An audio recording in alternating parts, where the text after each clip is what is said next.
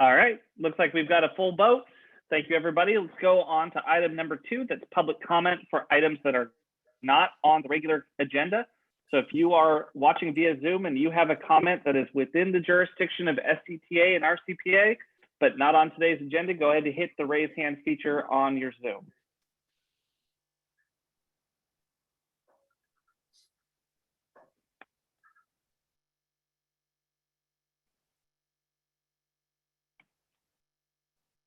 All right, Drew, let's start with Sam Salmon.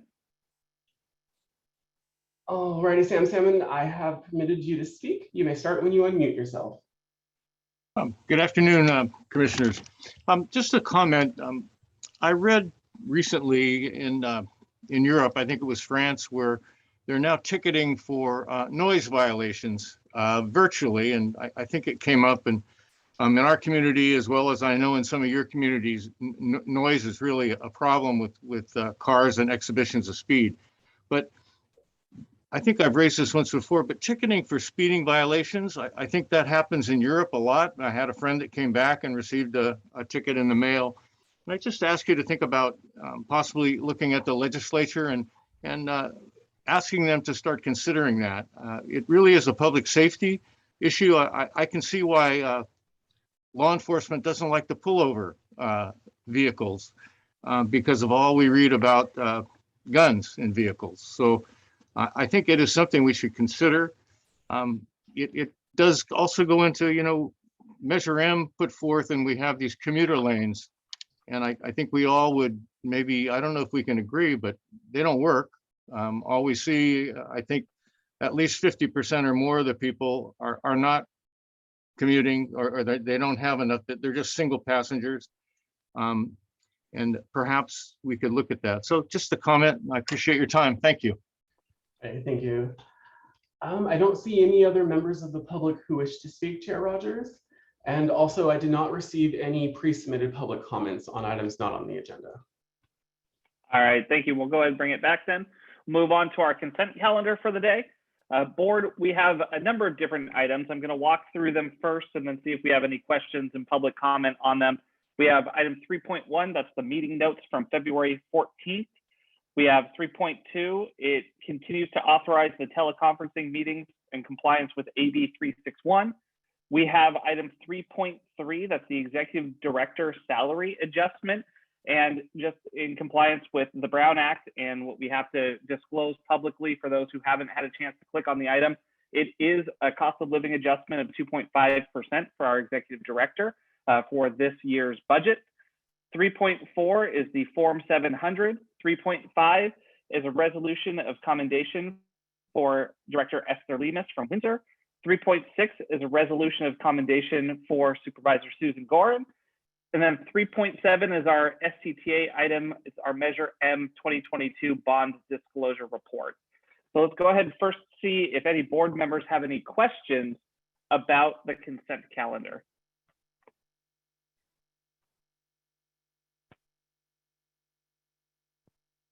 I'm not seeing any hands.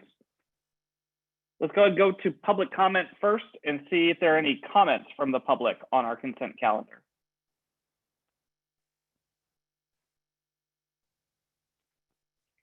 I see none, Drew. Confirming I don't see any hands raised at this moment.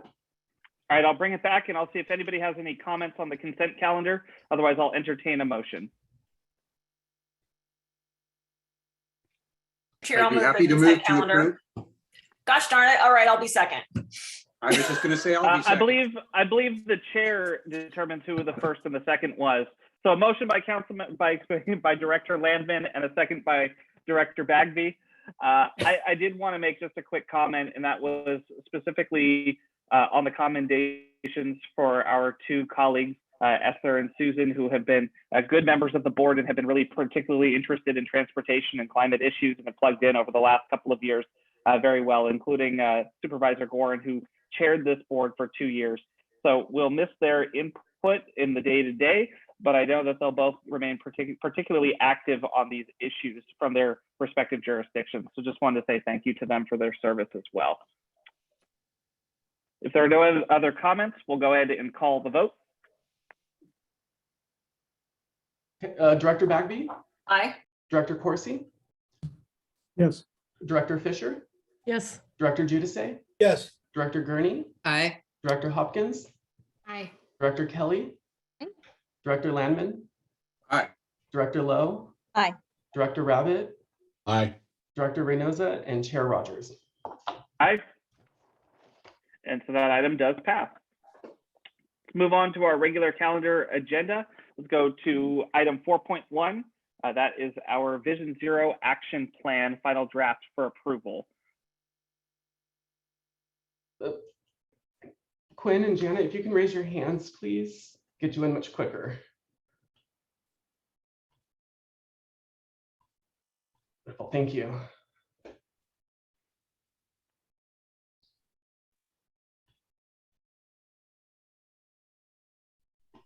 All right. Good afternoon. Quinn is here with me. Terrific. We are bringing together back to you. Oh my gosh. I'm going to say the band back together. Okay, I got it together here. The Vision Zero Action Plan was brought to you last month for review and this month for your approval, along with the resolution to support Vision Zero. We will be making a PowerPoint presentation. Quinn, can you please share your presentation? Quinn will take it away from here and hopefully do a better job than me. There we go. Thank you. Janet, you're doing great. So yeah, as Janet said, yeah, we're back with this next draft of the Vision Zero Action Plan. So I'm just going to quickly run through a summary of the plan development, and then I'm going to go over some elements that we developed as part of what we're calling our Vision Zero Toolkit. And then Janet is going to close us out with some next steps on this project. So just to take a, Laurel went over this a little bit at the last meeting, but just to summarize sort of the long-term process of this Vision Zero Action Plan. So, you know, it's the culmination of over 2 years of work on the part of DHS, SCTA, and the Vision Zero Advisory Committee. I have only been involved in this project since October, but you know, when I came in to start work on this action plan, was building on a very solid foundation. And the content that that you see here was informed by a systematic analysis of crash data, 37 stakeholder interviews, 3 focus groups, dozens of committee meetings, and 2 countywide surveys that collected feedback from nearly 2,500 community members. And this is the 3rd major revision of the action plan. It incorporates nearly 100 comments received from community members, as well as many technical experts, planners, engineers from all of the local jurisdictions. So just to go over some of the changes that have been made since last month when you all were brought this plan. So we've prioritized actions based on discussion with the VSAC. We've incorporated a bunch of really great feedback, including that we received from this board.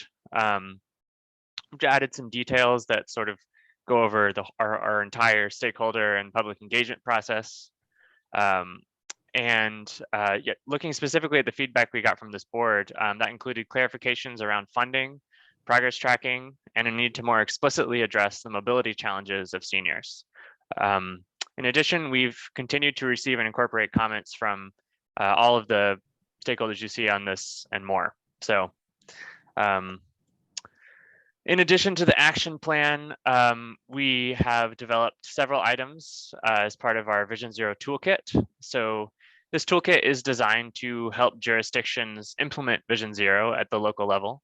These include the sample resolution, which was the basis for the resolution that's being brought before you today, a slide deck with speaker notes designed to help local officials present this to city councils, progress tracking forms and graphics, as well as some updates to the Vision Zero story map that lives on the SCTA Vision Zero webpage.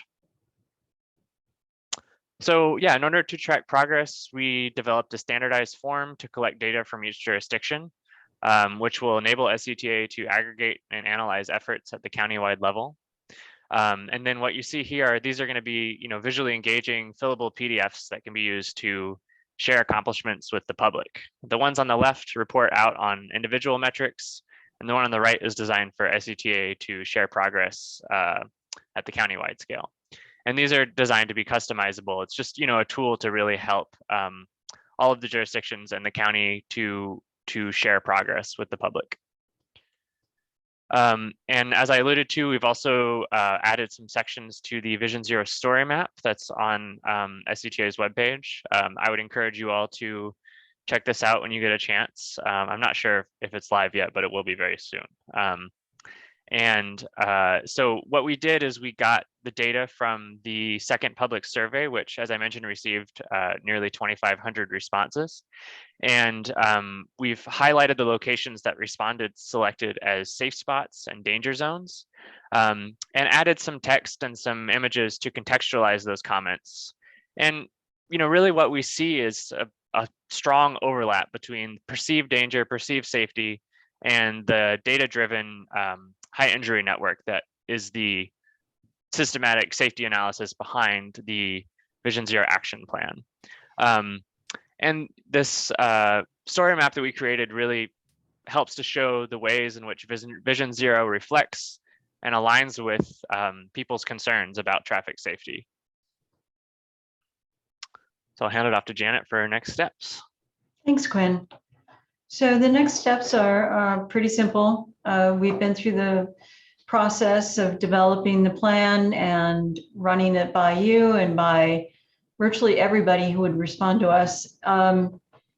We've made a lot of changes since you last saw it. I hope you've had a chance to really look at it thoroughly. And so next steps are approval of the resolution, implementation of the actions, and ongoing coordination with jurisdictions and progress tracking. And I'm happy to take any questions you have now. All right, I'm looking for hands from the board for questions on this item. Go ahead and start with Director Landman. Thank you, Mr. Chair. We went through that presentation quicker than I expected. It took me a second to get my page actually at the end that I wanted to ask about. Yeah, it has been 2 years. It has been a long time. Happy to see us getting close to the finishing line for this. Much good work in there. And I want to thank staff for largely taking care of some current concerns that I brought forward and a few people echoed at the last meeting. Just a little cleanup work in a few areas that I see in our proclamation, perhaps to finish that, which I'd like to ask a question about if this would be workable. To do that, bear with me, I need just a second to give a little history or a little background rather. So the draft version of Vision Zero did call for a dedicated funding stream dedicated to priority development areas, which is a good thing and sounded very good. But the concern that arose and became clear was that these priority development areas were all largely in Sonoma County unincorporated county. So that kind of, by calling for that being dedicated, that locked us into diverting more dollars from cities to the county. And if that potentially upsets the rather equitable sharing of transit dollars that we've built painstakingly together here over this last decade and a half. So I appreciate that was changed. There's just a few lines in the proclamation that, to my mind, potentially still open that door that seemed more requirement rather than the somewhat permissive suggestion or leaving options for the board. And I feel they would work better if they read perhaps as more permissive than compulsory, requiring, in other words, city to prioritize these county areas. Because I say this because I honestly don't think any city representative would want to agree to something that made it an imperative to redistribute extra transportation dollars back to the county. But I do think that we'd all be open to certainly considering that on a case-by-case basis if a really good program came or a good project came up for the county. We've certainly done that for each other in the past. So that's the background. And what I want to ask staff, if this would be workable, if it would raise any problems, is to make two small changes in the text of the proclamation. And this is the next to the last page in the proclamation, right before we get to that last page with all the signatures. And at the very end of it, it says, underneath the now therefore be it resolved. it says, be it further resolved that SCTA RCPA will put equity at its forefront when setting goals and implementing recommendations from the Sonoma County Vision Zero Action Plan, etc. And then it also says, just past that, be it further resolved that SCTA RCPA acknowledges and accepts that the Vision Zero Action Plan may involve adjusting the approach to planning, design of streets, education, communication, basically everything we do and have developed in terms of how we work together as a group. Those both seem a little strong. By agreeing that we will consistently put equity at the forefront opens that door to saying then we absolutely have to move funding out into other areas, regardless if it's outside the regular sharing of money that the counties and the city have agreed to. And then saying that we accept that we will adjust our approach at the same time puts me in a position where I feel like I can't argue later that I don't want to go in a certain direction. So all I'd ask today, if my colleagues were agreeable to it later, would be simply just vaguely optimizing that language to give us a fuller range of choices. So I would ask if we could change the first to SCTA RCPA will always consider equity when setting goals and implementing consequences. That way we put it to the forefront of our choices, but we are not locked into being forced to take any specific direction if we find a better one. And secondly, for the second piece, to change that to saying SCTA RCPA recognizes that the Vision Zero Action Plan may involve the consideration of adjustments to the planning and designing of streets, etc. These again are just simple ways to give us a fuller range of choices. So I just wanted to run this by staff first and see, is there anything as an elected I'm missing that would be problematic for the way we're doing Vision Zero by making those, I hope, rather simple changes? I don't see any problem with that. It's up to the board. It's up to you guys. Okay. Thank you. I just wanted to run it by staff first because I've learned the hard way. Sometimes if you assume something's not going to be a problem, you get a surprise down the road. So that's probably a preview of what I'll ask my colleagues after public comment, and I'll thank the chair for the time. Thank you. All right, thank you, Director, and I'll come back to you after public comment for the motion. Director Fisher. It's great because I didn't understand the second piece he was asking for. I understood the first one, but not the second item. I have a question really about implementation for the cities and SCTA's role in that and how you see the cities each implementing this. And then what is the relationship between the policies in here and our projects? And are we going to start using these to evaluate projects? So two sort of broader questions. As to the first question, implementation, we haven't really worked that out because we didn't expect to be in this place at this time. But I think the ideal would be, we're providing tools like presentations, staff reports, some actual resolutions that you can modify for your cities. And then that would be the next step in terms of implementation, which is taking steps to support Vision Zero. In terms of implementing, in terms of like carrying out the actions, that's will be as funding is available and as cities choose to do it. In terms of funding, criteria is developed basically funding source by funding source. And I assume that I would like to think that Vision Zero safety issues will be a part of the criteria, but this does not make any requirements of that. If I could just add to that, I've kind of in my brain been comparing this to the complete streets policy as sort of a similar but slightly different take on that. And in the past, we've used complete streets as sort of a check mark or an additional point or something in funding criteria. So, is your project considered complete streets? If yes, then, boom. So I can see as we do, say, the funding criteria, well, two things. I was thinking about the One Bay Area grant process with MTC they may well have a Vision Zero requirement. We haven't seen their criteria yet. But if they didn't, and the board wanted to emphasize that, we could point to the Vision Zero plan and say, you know, does your plan meet the policies included in Vision Zero, or does your project meet some of these qualifications? You get a point, or, you know, it could be part of the scoring. Right. And would that be part of this resolution, or is that just sort of staff policy? It's not part of this resolution. It would come back to you when we talk about the scoring criteria for the One Bay Area grant, as an example. So it would, I think, as Janet was saying, it's kind of a based on each funding source, because there may be some funding sources that transit allocation may not have a Vision Zero component to it that we wouldn't apply it to. Right. Okay, thank you so much. Thank you, Director. We'll go to Director Hopkins.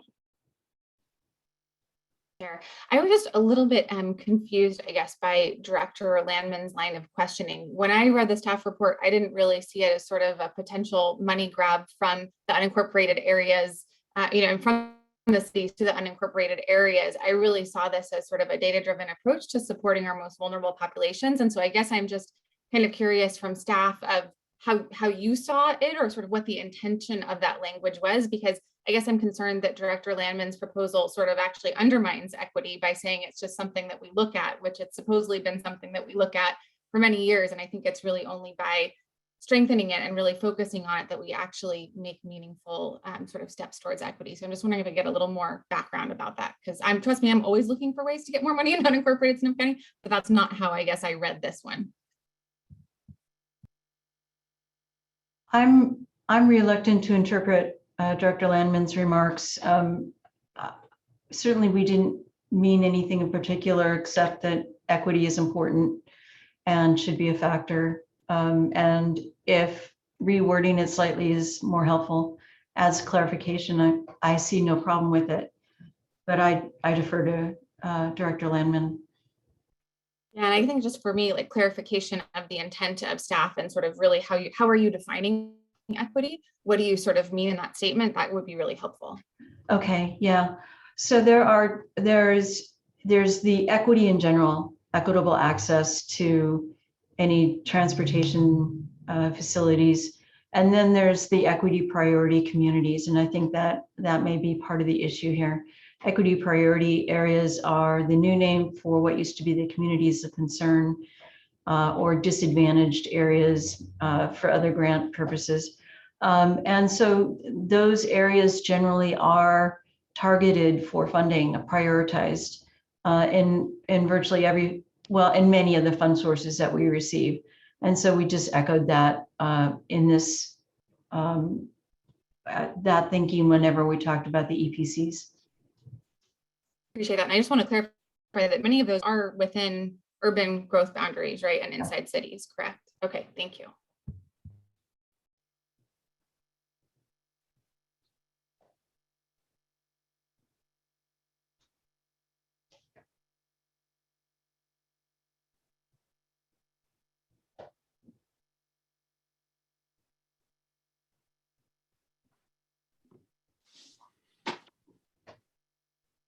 We'll go ahead and start with Eris.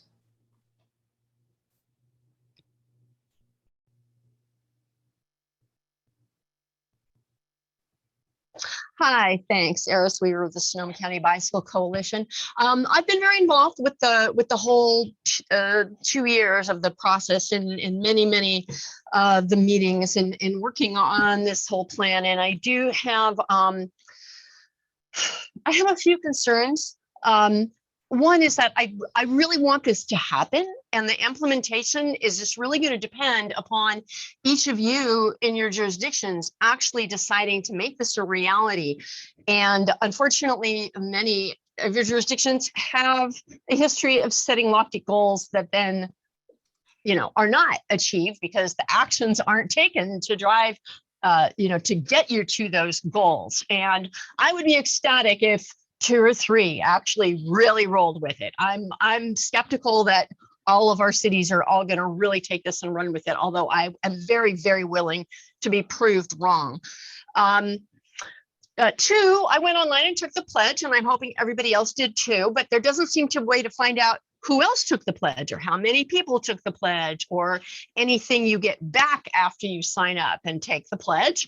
And that would be nice to have something there so you don't just go into a black hole. I know one of our pledges, you know, people get a little thank you email back, and then now they're getting a, you know, regular newsletter and stuff like that. So there would be a nice interactive there.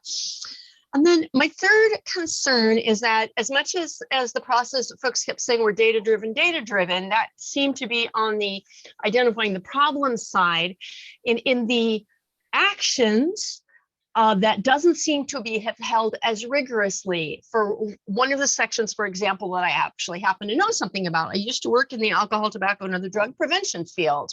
And most of the actions that are in there are not proven to actually make a difference. And some of the interventions that do have research indicating that they make a difference aren't in there. So I have a little bit of concern about all the actions actually being the ones that are the most effective and not just the ones that people, you know, like or think they could do. But that said, I don't want to always be the Debbie Downer when I'm talking about things, but just the fact that so many people put so much time into wrapping their minds around this concept is a fabulous thing. And so I am really, really hoping that all of your jurisdictions pick up with it and run with it, and we'll be watching you. Thanks. All right, thanks, Eris. That's the only hand that I see, Drew. Confirm, the only hand I see. Cool, we'll bring it back. Director Landman, I'll come to you. Let's go ahead and put a motion on the table for discussion first, and then I'll see if there's any comments from the board. Yeah, I'll ask the chair's permission. Should I respond to the two kind of questions I got from my colleagues from this, or would you prefer I just put a motion up for discussion? Go ahead and do both. I'll try and make them quick. Should you feel compelled? Should I feel compelled? Oh, maybe a little, I don't know. So yeah, let me explain that second one for my colleague from Petaluma. This was, again, unfortunately, there's no packet page number, I give it to you. But the resolution says it, be it further resolved, that SCTA RCPA acknowledges and accepts the Vision Zero Action Plan may involve adjusting the approach to essentially most of what we do. I felt that language was just a little strong.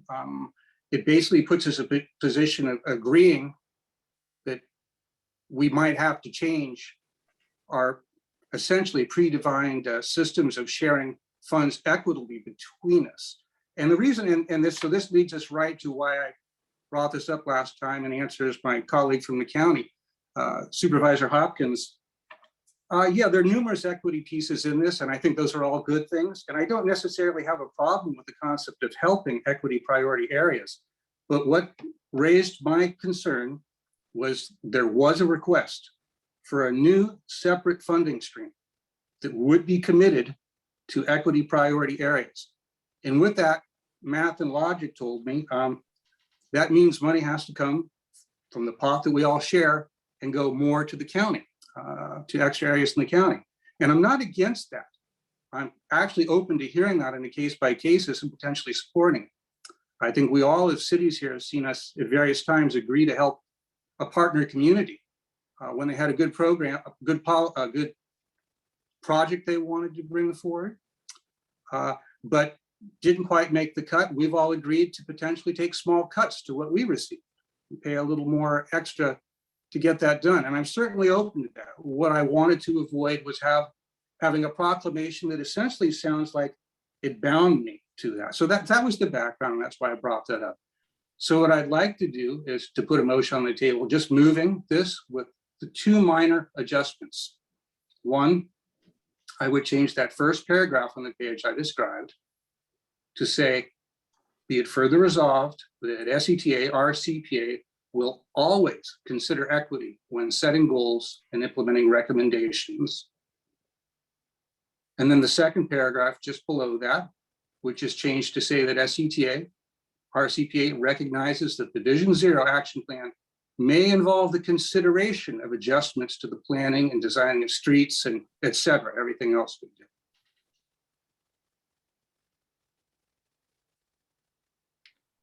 I'm looking for a second. Oh, sorry, Sarah's ahead of me. Sorry. Oh, I get a second this one, Mr. Chair. All right, Director Gurney seconds, Director Okay. Landman's motion. And may I mention my support as well? I like the language that our director from Katati is proposing. I think we agree on values, and yet the cities have different needs. So for me, that flexibility is really important. For instance, Sebastopol as a small city, like we always need money, and we always need money for the consulting before we can get the project ready to submit, you know, I mean, like the cities are really different in our composition, our nature, and importantly, I think this whole group in Sonoma County shares the same values, which I think are guiding principles. Thank you, Director. We'll go to Director Bagby. Oh, thanks, Mr. Chair. Yeah, I support the change in language, and I'm really, I can see where Director Landman is coming from. I mean, first and foremost, when council members sit on this board, we are representing our jurisdictions, and we have a fiduciary duty to protect our financial interests here. And of course, we at no time do we. It's terrible to be put in a position where, you know, communities are pitted against each other, or the counties and cities are pitted against one another. And that's really an unfortunate legacy issue that I think most of us on this board are trying to overcome. There has been a confrontation and difficult relationship between many of the cities and the county, and I hope that on this board that we've all worked together to try to resolve those issues. But as a small city, I can support this language change, and I can see why Director Landman thinks that it's necessary. First of all, because again, we are here to protect the interests of and represent each of our jurisdictions. That's our first duty. Secondly, I think all of the cities have been in a position where, due to annexation to varying degrees of intensity, we've all inherited streets that do not meet our development standards, and that's putting it. Sorry, that's my dog putting her vote in, and that I think that's putting it very nicely. And so we all have these areas, and we need to just make sure that we're not boxing ourselves in. And I think that's the motivation for the change, and that's why I'm supporting it today. All right, thank you, And Director. I and my dog are done speaking, Chris. Thank you. Let's go to the Vice Chair. Thank you. And I just wanted to sort of bring up a countervailing point, which was that I guess when I read this, I thought that we were talking really about honestly diverting funding away from car-centric projects and into sort of equity areas in terms of bike and pedestrian, and kind of looking at our most vulnerable residents that way. And so I don't know if there's sort of a way to, I guess, maintain that focus. And when I was thinking about sort of resetting how we fund, I thought that it was more about lifting up the needs of those bikes and pedestrians, which unfortunately have, you know, such a high rate of incidents in Sonoma County, and such a high rate of injuries and fatalities. So I don't know if there's still a way to have that conversation while acknowledging, you know, Director Landman's concern about sort of shifting of funding, because I would hope that our board is committed to funding more complete streets and multi-benefit projects. And I think that, you know, a lot of attention and money has gone into just roads, and it would be great to get some things into how do we actually keep human beings safe and alternative forms of transportation. And so I just worry that, like, if we water down language, that kind of gets lost, this idea that we could have a paradigm shift based on this Vision Zero work. All right, thank you, Vice Chair. Drew, before we go to a vote, let's go ahead and promote Director Reynosa. So Director Reynosa informed me that she is listening in to the meeting, but she does have a meeting conflict today. And okay. Director Lemus is running late to this meeting. Okay, no problem. Let's go ahead and call the vote then on the motion. So on the motion, Director Bagby, Aye. Director Corsi, Yes. Director Fisher, Yes. Director Giudice, Yes. Director Gertie, Aye. Director Kelly, Aye. Director Landman. Aye. Director Lowe, Aye. Director Rabbit. I'm sorry, I missed that, Director Rabbit. Aye. Vice Chair Hopkins. Oh, I didn't hear. Yeah. Can you hear now? Yeah, I can hear you now. And then Chair Rogers. Aye. Great, that motion passes. We'll move on to item 4.2.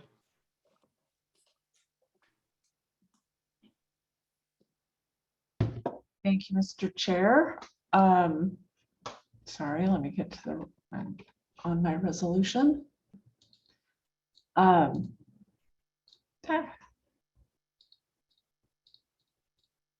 The next item is a few pieces of legislation that we wanted to bring to the board's attention.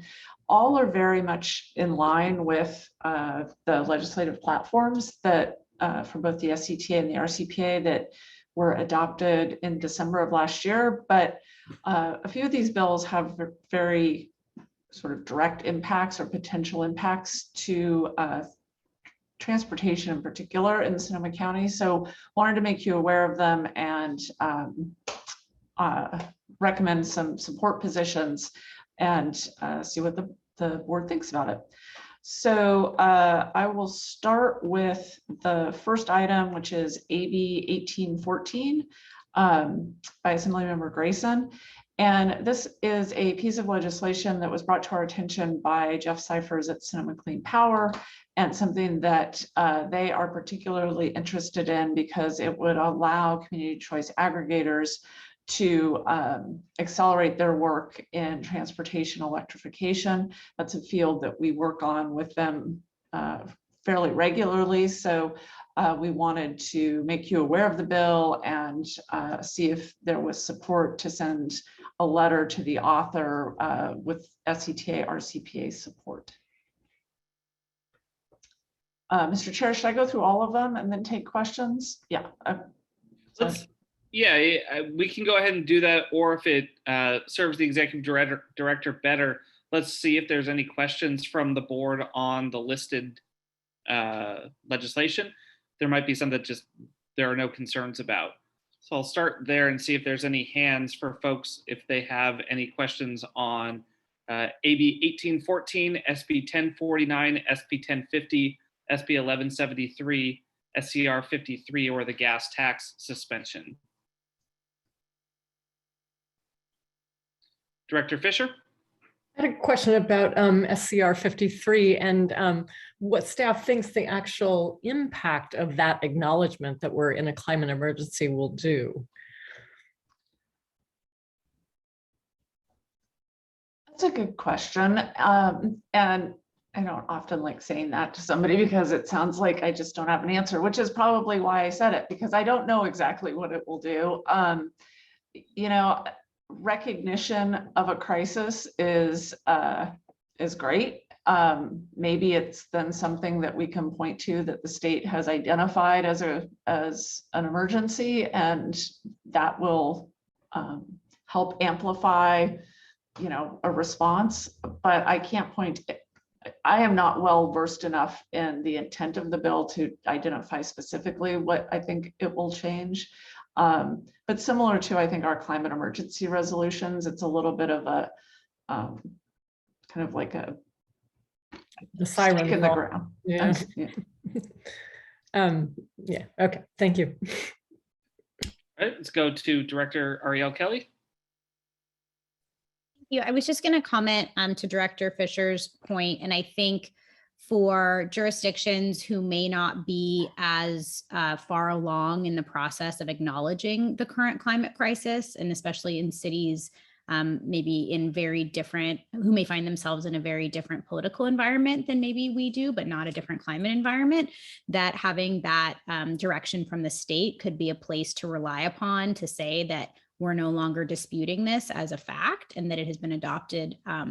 We are in a crisis as adopted by the state, which I think was helpful in some communities when we were in a declaration of emergency under the pandemic, because there were places in the state that were debating whether or not the pandemic was in fact real. And it helped to just say, this is the state of affairs that we're dealing with in California as governed by the legislature. And so these are the actions that we're taking because of that. I don't know how helpful it was in some of those places, frankly, because when you're disputing basic facts that are seemingly facts, that's a challenge. But I do think in some communities that might be helpful, that may not have arrived at the conclusions that we have arrived at.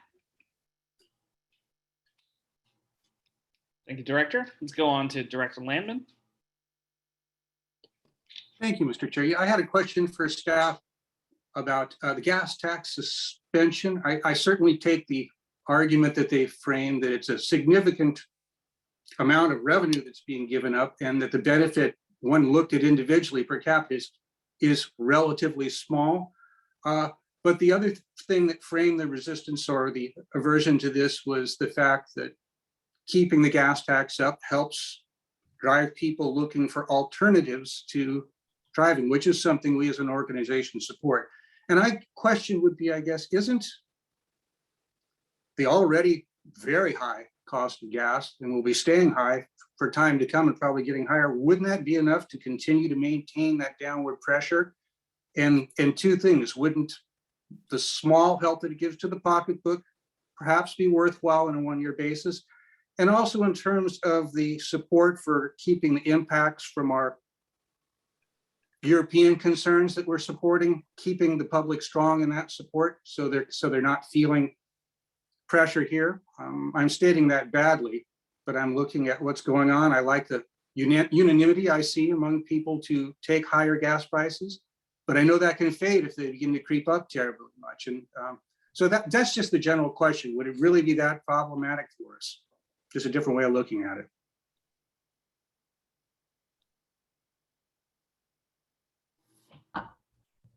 I wasn't sure if that was more rhetorical or if I can offer a counterpoint to. Please. Okay, so I think that another way of looking at it is the price of gas fluctuates daily in swings of 10 cents a gallon, sometimes 5 cents a gallon, sometimes even more. Over a week, it can be significantly greater.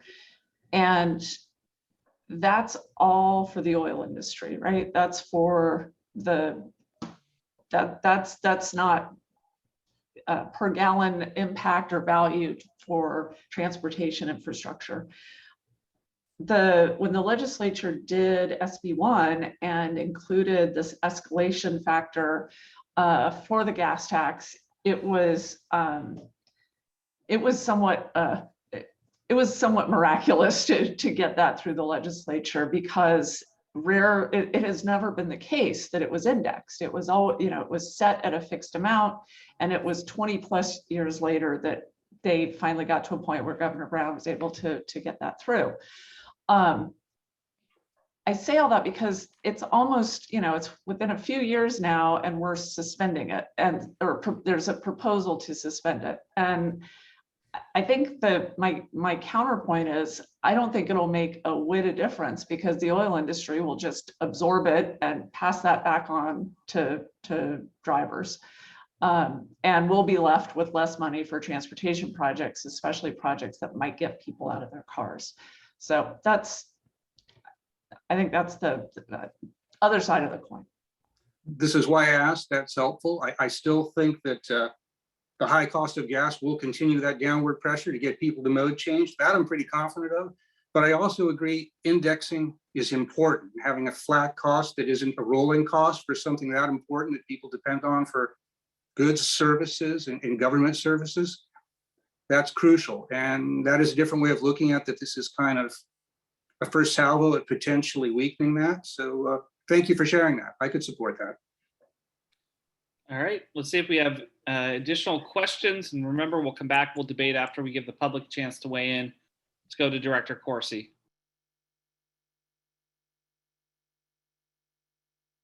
You were on mute, Director. I said I don't have a question, so I will wait. I'll follow the rules, Mr. All Chair. right, let's go to public comment then. I see 2 hands. We'll start with Rick and then go to Steve.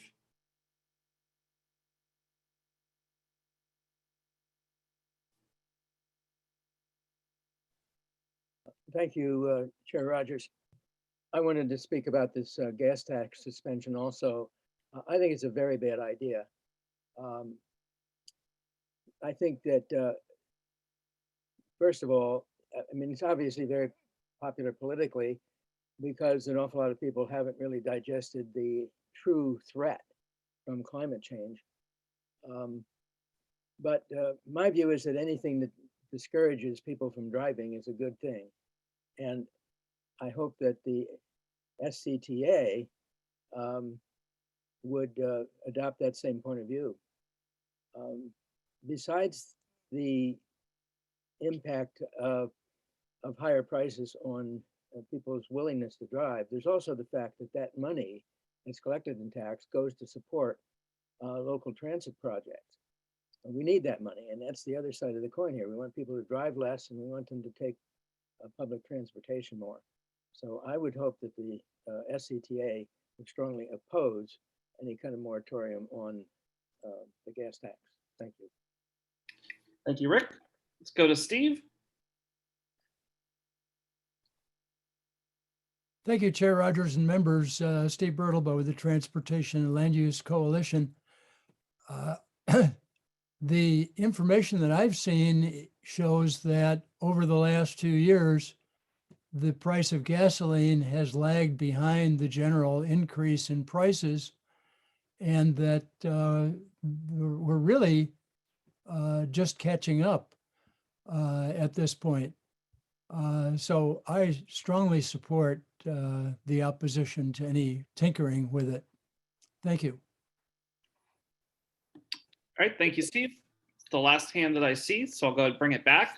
Let's put a motion on the table for discussion first, so we're not just arguing with one another when we all agree. Does anybody want to make a motion relative to the staff's recommendations on legislation? Director Kelly. I move to approve staff's recommendation. I'll second that. So we have a motion from Director Kelly and a second from Director Giudice. Do we have any discussion on the motion? Seeing none, let's call the vote. All righty, on the motion, Director Bagby. Aye. Director Corsi, Yes. Director Fisher, Yes. Director Giudice, Yes. Director Gurney, Aye. Director Kelly, Aye. Director Landman, Aye. Director Lowe, Aye. Director Rabbit, Aye. Vice Chair Hopkins, and then Chair Rogers. Aye. Great, that item passes. Thank you so much to staff for the recommendations. We'll work on getting support and opposition letters out over the coming week or two. I know Suzanne and team are very busy, but we'll get those in time. Let's move on now to item 4.3, please. Good afternoon, Mr. Chair and board members. So this item is to discuss the landscaping strategy for the Highway 101 corridor. Back in 2010, the SCTA entered into cooperative agreements with Caltrans to move forward the design of 3 of the segments of the 101 corridor. However, those segments were put on hold due to the need for funding for the Petaluma River Bridge. In 2014, the board approved a Highway 101 corridor landscaping and tree planting plan. And as part of that, the city of Cotati used some funds to do landscaping around the Highway 116 interchange, and later the county did additional landscaping at the Airport Boulevard interchange. We're now at the point where the Highway 101 corridor is wrapping up construction, and as we close out the program, we need to fulfill the mitigation obligations we have for the entire corridor to replant the trees. Given that the corridor plan that the board approved in 2014 is now rather dated, and the estimates at that time were over 13 million for the construction costs, we feel that it would be prudent to re-examine those costs before proceeding any further. And as part of that, staff is recommending that you authorize the preparation of a feasibility study for the corridor to determine where the available tree planting locations are and how much those would cost, and come up with a recommendation how we move forward with Caltrans on this. And I'm happy to answer any questions that you may have. Do we have any questions from the board? Director Fisher. Yeah, I'm still trying to understand from the staff report what this is actually funding. So we have the plan from 2014. I guess I don't know what the mitigation requirements are, and so I'm still a little bit unclear about what the ask is. You know, how much money are we looking at spending to look at feasibility? Don't we already have a plan? And is it just the cost of that plan now that we don't understand? Trying to get some clarification on what the ask is. Sure, through the chair, I can respond. At this point, what we are trying to look at is the previous plan that was done in 2014. Several of those phases have been completed. We have a mitigation requirement to replant 1-to-1 all the trees that were removed as part of the Highway 101 corridor construction. However, that is limited on the areas that are actually available to plant within the Caltrans right of way. And Caltrans standards are that you cannot place any trees within a certain distance of the right of way due to safety concerns. And so we have to go back through the corridor and examine where is actually even space to plant the trees, because our mitigation requirement is to plant the trees where feasible when within the Caltrans right of way. So we may not be able to actually plant 1-to-1 tree mitigation. So that is the first thing we want to examine. And as part of that, we need to refresh the cost estimates that were done in 2014 and see how much it would cost to actually implement that. So at this time, we are not asking you to commit any funding for this effort. As noted in the next item, we are going to be issuing a request for qualifications to bring consultant teams on board to do studies like this.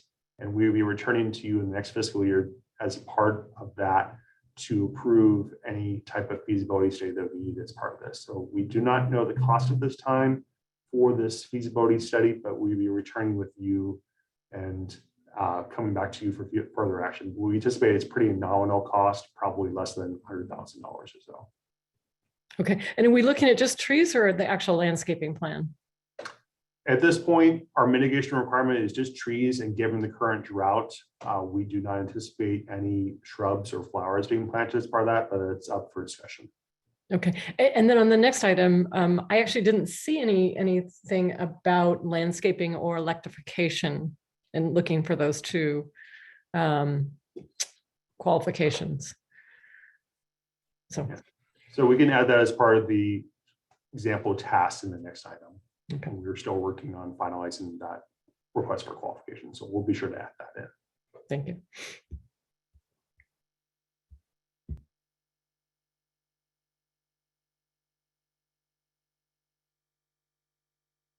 Sorry, I was on mute. Director Corsi.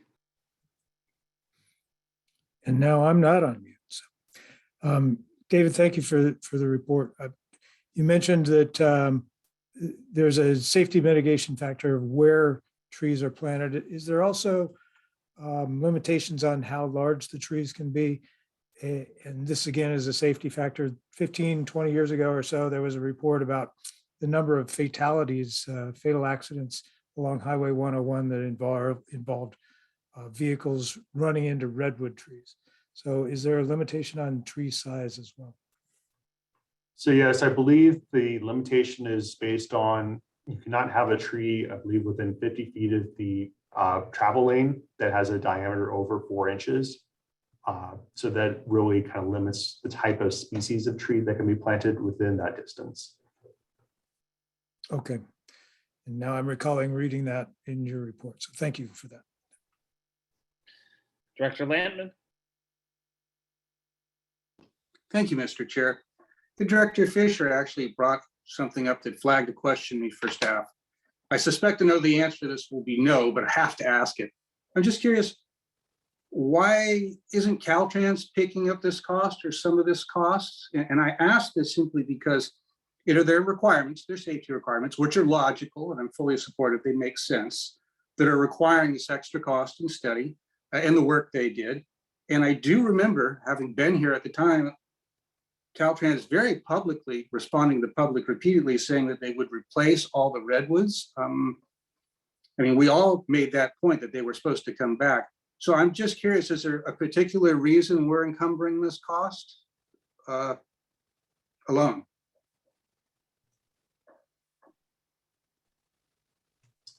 So I defer to Deputy Executive Director Cameron on the history with this item, but I believe the reason why these costs were mostly coming from Measure M were due to the fact for much of the original widening, it was done out of the original Proposition 1B program that was approved by the voters in 2006. And the state at that time made it such that landscaping projects that were mitigation were not eligible for those Proposition 1B funds, and they had to be funded through other funding sources. And this was the funding source we had available at the time. So I'll try to defer to Mr. Cameron. Yeah, David's correct. And it has to do with the fact that SCTA is the project sponsor for those projects that are primarily STIP projects, State Transportation Improvement Program projects. As the sponsor, it defaults to us to meet Caltrans's mitigation requirements under the environmental document. Good.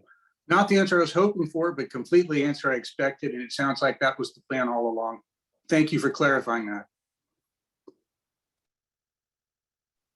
Directors, I don't see any other questions on this, so let's go ahead, Director Kelly. Thank you, Chair Rogers. Quick question. In the conclusion on page 60 of the packet, my question is about are those conclusions still relevant? And is that what we are prioritizing, that there'll be 200,000 in funding made available to the jurisdictions that want to partner to advance tree planting? Is that accurate? I believe that funding is still available at this time. Okay, I guess my follow-up question to that briefly is if that moves forward and is something that we are looking for jurisdictions to jump on board with, if there are recommendations from staff. I know that in years past, there have been funding sources available for urban forest grant projects from the state. And I don't know if that still is available or possible. I know most of the smaller jurisdictions don't have that type of discretionary funding for tree plantings potentially sitting there, but I certainly think there would be opportunities to go after some of that money and a desire to do those tree plantings. So if that's something that maybe staff could assist us with pointing our city staff towards those resources, that would be helpful. I think otherwise it may go unspent potentially. Certainly, and we've been looking at potential grant opportunities, including the Urban Green Grant Program. Whether that program is available for the Highway 101 corridor is something we're still determining, but that's definitely a program that would be helpful for the local jurisdictions to apply for. And we've had some discussion with your planning departments as well about tree mitigation funds that developers pay when trees are removed, and how we can potentially look at a regional strategy of tree plantings, not only in the state highway corridor, but also on local streets.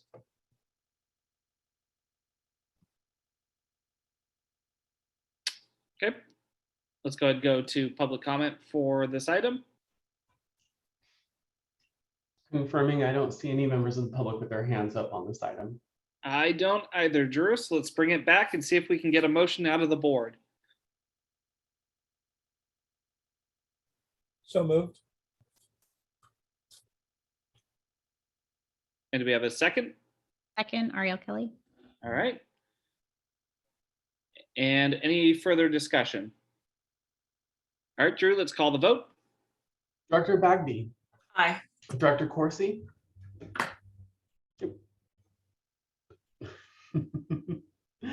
Yes. Yes. Director Fisher. Yes. Director Giudice. Yes. Director Gurney. Aye. Director Kelly. There you are. Yep, sorry. Director Landman. Yes. Director Lemus. Aye. Director Lowe. Aye. Director Rabbit. Aye. Vice Chair Hopkins. Yes. And then Chair Rogers. Aye. Okay, that item passes. Let's move on to item 4.4. Thank you, Mr. Chair. This item is for a request for qualifications for project development services and project program management services. Staff is seeking to issue a request for qualifications for these services, and this effort is really intended to help streamline the process for SCTA to hire consultants for project development and delivery of important transportation projects throughout the entire county. Consultant resources are often needed because we do not have the in-house expertise to be able to deliver these projects, especially given the short timelines needed with many of the competitive funding sources that are coming up from both the state and federal governments. And we would be seeking these services to help prepare multiple types of projects, including feasibility studies, delivering projects through the environmental and design phases and on through construction, and also going after competitive grant opportunities. And so staff researched the potential to be able to use this type of process in partnership with local agencies as well. But given the strict federal and state guidelines on procurements, it seemed best for us to proceed with just a procurement just for SCTA, given that many of the cities already have existing on-call lists and the county does as well. And we also would have a very difficult time assigning this type of on-call list to the local agencies. And so, as mentioned also in the previous item, this item would be used for multiple types of projects, including landscaping studies and feasibility studies. And so we are seeking to enter into a 5-year on-call list for both project delivery services and project program management services. And this will be effective from July 1, 2022 through June 30th, 2027. And so at this time, I'm happy to answer any questions you have, but as I mentioned, staff is recommending that you authorize release of the request for qualifications for consultant services for project development services and project program management services. Yeah, for any answer to questions you may have. Great. Thank you, David. We'll go to Director Fisher. Yeah, I was just going to offer my comments from the last item that under the RFQ purpose in 1.2 that you add landscaping and electrification were the two things I could think of that weren't in those buckets right now. Thank you. We will make that change.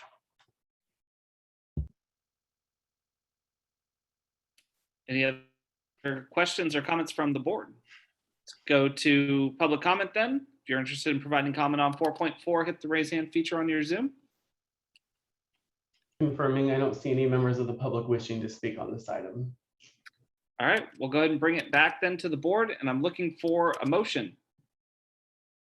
I'd be happy to move that, Mr. Chair. This is Katati. I'll second Petaluma. All right, a motion and a second. Any discussion? Let's call the vote. Director Bagby.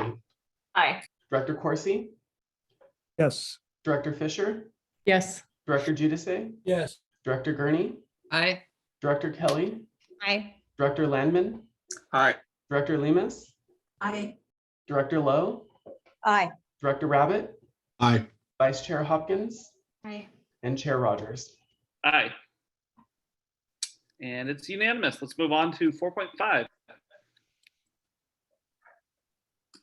Good afternoon.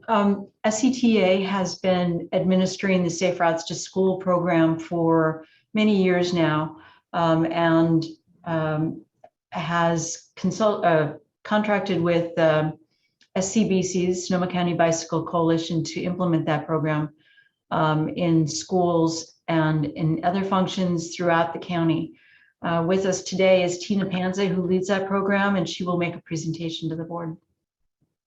This is for information only.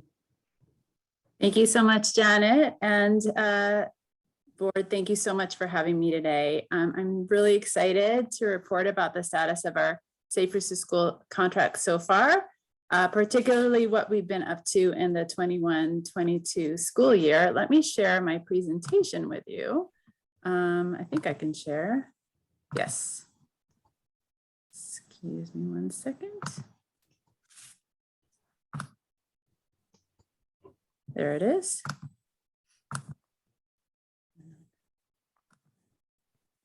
All right. Okay. As you may be aware, SCB's contract to implement the Safe Routes County program is funded by the One Bay Area Grant. We are now in our 4th year of our 5-year contract.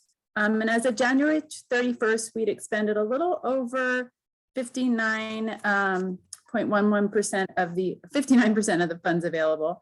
We're under budget due to multiple disruptions to school attendance over the past several years, due to fires and the first few months of COVID.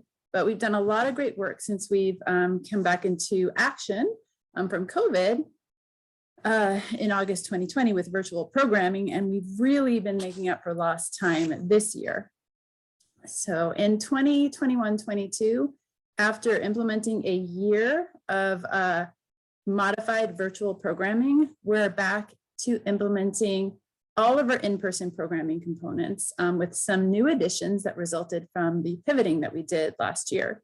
Our programs consist of evaluation, encouragement, education, and also support for engineering and enforcement. And you can kind of see that all here on this list, which I'm not going to read through because I'm going to elaborate on each program component during the rest of my presentation. But you can come back to this as a reference. But this slide I want to show you real quick before I go into the next part illustrates our program components in a timeline mode. So you can see that we have a lot of overlapping initiatives in all those areas: encouragement, education, evaluation, and we're busy year round, either prepping or coordinating or implementing various aspects of the program. I want to start by talking about evaluation, since that's really, if you see down here, that's one of the things that really starts in terms of school stuff at the beginning of the school year. So we utilize evaluation at each site to determine the potential for active transportation and also to determine the best approach to the ease at that site. So this is an example of a student address GIS map that we produce for every one of our enrolled comprehensive sites. And I'll kind of define what that means in a sec by comprehensive. And these maps display where students live in relation to the school. It can be especially eye-opening for a lot of schools to see how many students live within that 1 mile radius of the school, as well as the half-mile and the quarter-mile radius. You can see with this school, Manzanita, 54% of the kids live within a mile, 33% live in that half-mile radius. And it's especially enlightening when we compare that data from these GIS maps to our fall student arrival departure tallies that we do every fall. This is where teachers, generally, sometimes volunteers, but usually teachers ask students how they arrive to and from school. In the case of Manzanita, the school you just saw, you can see that even though 33% of the students live within the half-mile radius, only about 14 to 15% are walking and bicycling to that school daily. So we share this data with school personnel and with parents to help inspire action. It kind of, it opens their eyes and they say, oh, we should really do something about this. And we also share this data with the city and county when requested, like the GIS maps we shared with the city of Santa Rosa for all the schools that were in the catchment area of the Community Connector grant application that they applied for with the ATP program, and they actually got that contract, that awarded that grant. So yay. All right, so then once we kind of look at all this data, and actually even before we look at all of it, we were using this data to kind of inform our comprehensive schools and inspire them to encourage kids to walk and bike. And that's what we do with our program. We give them the tools and resources to encourage kids to walk and bike to school, and also carpool and scooter or skateboard as well. So our encouragement program consists of suggested monthly themed walk and roll to school days, which are generally on the first week of each month. Most schools do Wednesdays, but some do Tuesdays and Fridays. And we also have a monthly walk and roll to school challenge activity, which gives students a chance to do that challenge and also be entered into a drawing for a fun prize from the county. These are the themes that we've done this year, we're planning to do. You can read through that slide, but and I'll show you some examples of that in a second. But we do give schools flexibility to tweak things if they need to. But we basically provide them with all the resources they need to implement this program given their capacity. And we have 43 schools comprehensively participating in encouragement programming, meaning that they're doing either all or most of these monthly themes in the way that they have the capacity to do so. So in order to effectively promote our encouragement programs, we create promotional materials and infographics that we give to the schools. So they can use these to promote their programs via Parent Square, or emails, or social media, their websites, and even in the bottom right corner, that little graphic that says the Walk Roll Day, we've seen schools put that on their electronic marquee. We create all our promotional pieces in English and Spanish in a variety of shapes and formats so they can use in different ways. And we started actually doing this level of promotion infographic, graphic design during the pandemic because everything was electronic and virtual. So we wanted to catch their eyes, but it was so popular and so successful that we've continued using them this year with different looks and feels.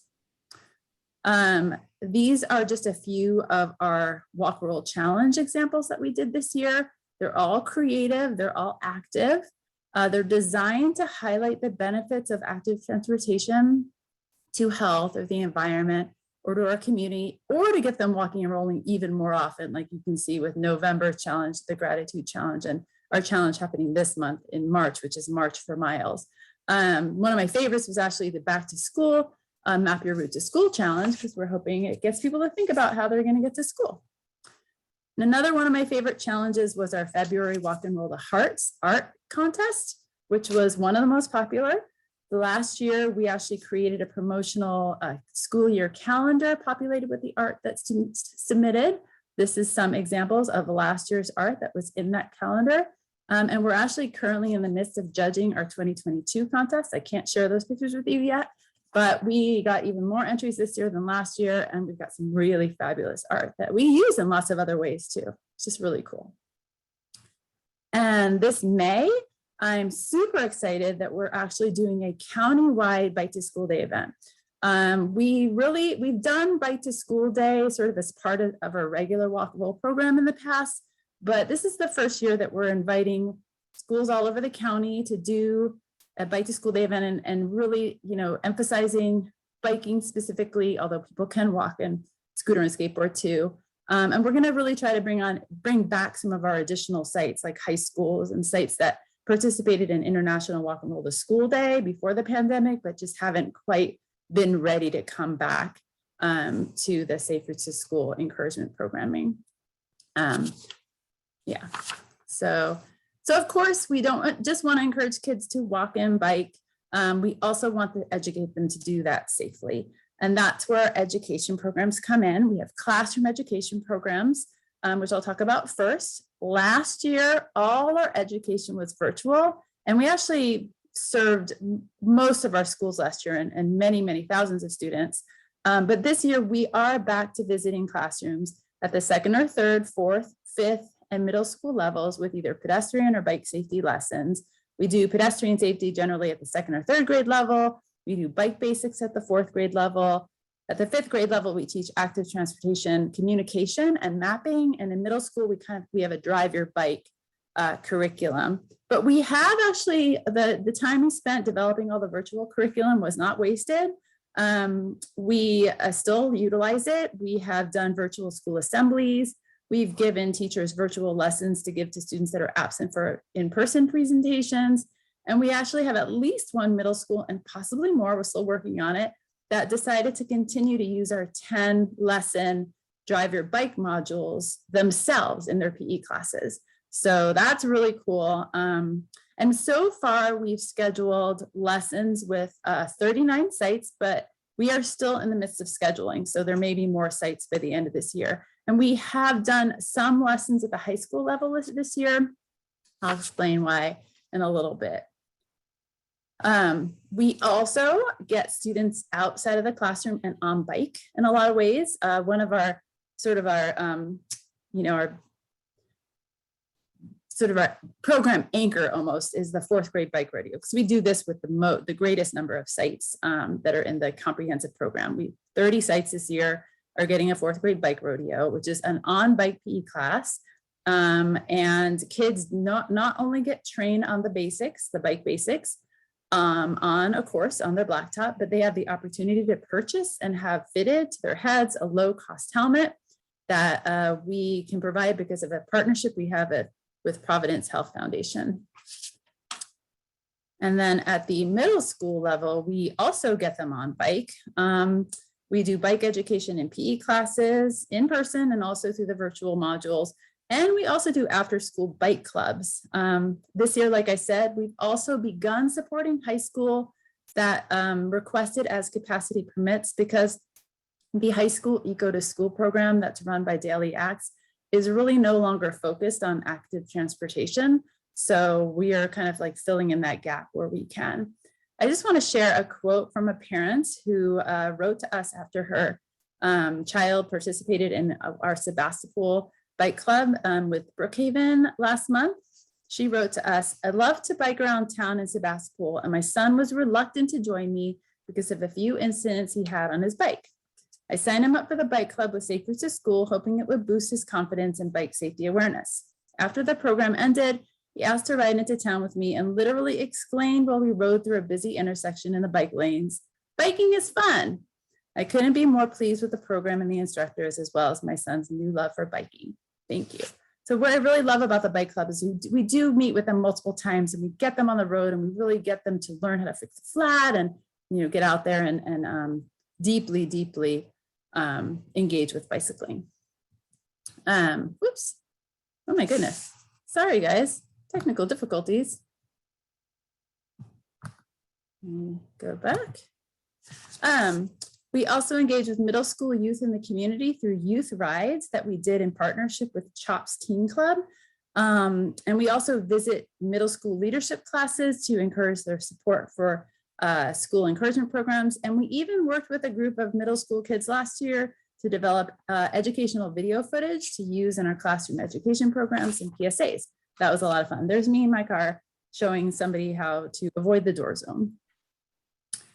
And now moving on to community outside of the school work that we're doing. Last year during the pandemic, because we couldn't be in schools, we began offering in-person on-bicycle classes through the Park and Rec departments in Windsor, Santa Rosa, and Petaluma. Last year's classes took place on Wednesdays, Thursdays, and Fridays, and we taught classes like kid bike skills, teen bike skills, learn to ride a bike, and family bicycling in small groups. And during the course of last year, we learned there was a great demand for the kids learn to ride classes. By far, those classes were full, had waiting lists.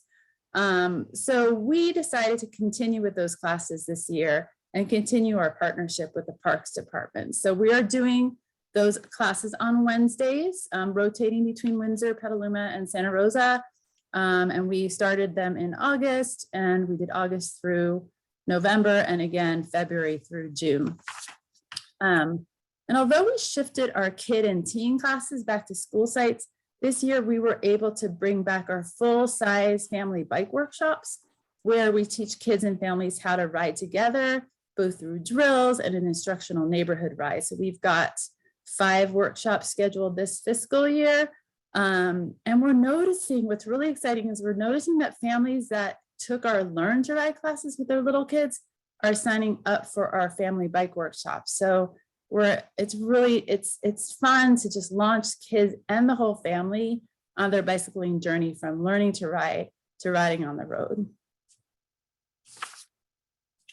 Finally, we are partnering with a number of bike shops and the Bay Area Bike Mobile to provide free safety bike checks and repairs for hundreds of kids through either the bike rodeos, the 4th grade rodeos, the middle school bike clubs, and also the Bike Mobile does after school visits on school campuses that we help schools promote and get kids to come to.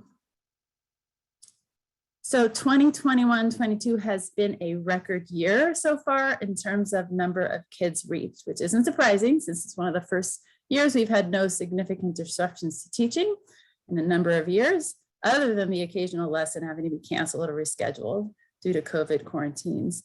The number on this slide reflects what has been taught or what is projected to be taught based on what we have scheduled so far, but just note we are still scheduling, so these numbers might go up. And also we haven't added numbers for any of our spring family bike workshops or community education, including a bike rodeo, community rodeo we're going to be having in Cloverdale in June. So we'll likely reach many more students this year than I have listed so far. just real quick, I want to circle back. This is a very texty slide that I'm not going to read through, but you can review it later. I just want to circle back to evaluation for just a moment, because this is just interesting info. Back in spring 2021, when we weren't able to do student tallies, we did do online parent surveys. And so schools shared the survey. We got about 559 responses back. And there were some interesting takeaways, like the top actions that will allow parents to reconsider kids walking and biking to school. The top one mentioned was prior protected pathways, and then more school crossing guards. And then the top challenges that were mentioned with getting kids to and from school were stranger danger, unsafe intersections, and too much traffic along the route. But we also noticed an interesting increase. They reported that they were planning to walk and bike to school more when they went back to school, because this was taken around the time they were going back to school. So they reported that before the pandemic, they were bicycling less than after. So that was interesting, and I hope that trend continues. So before I go, I want to share our website and our social media handle. Please check us out. Follow us, like us on Instagram or Facebook, share our events when, if you can, whether it's a challenge or a family bike workshop. And thank you again so much for having me today. Please let me know if you have any questions. All right, thank you so much, Tina. Really appreciate it. And I love seeing all the artwork in particular from all of the materials. Let's go to Director Fisher, and then Judice, Corsi, Lowe, and then the Vice Chair. Thank you, Chair Rogers. Thank you so much, Tina. I had no idea that you collected that data. I want it. Our city wants it. I mean, when we're looking at Vision Zero and complete streets, and this is the data that we need. And I question whether you do any follow-up data. So how do you know that you're being effective? What the results are?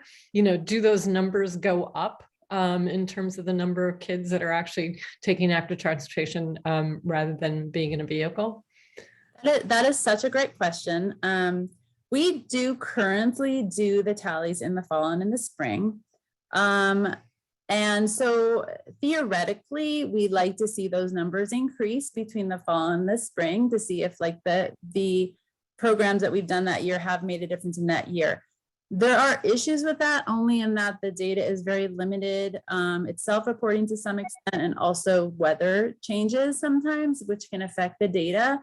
So we don't always see the increases, even though anecdotally we hear about increases through people telling us. But yes, we have seen increases, especially when a school has, in addition to doing encouragement, some kind of infrastructure improvement that has made it easier to walk and bike. That we definitely have seen increases that are more significant in those situations.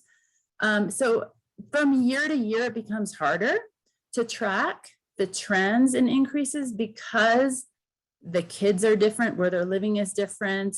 The school population may be different. They change their catchment areas, schools close down. So that is a lot harder to track trend-wise, like over years and years, even though you'd like to see it going up and think about it going up, just generally, maybe it will go up because we're, have more bike lanes, and we are, become more of a culture of bicycling. So I hope to see it continuing to go up. But in terms of our data collection, I feel like it's a little limited in capturing that, if that makes sense.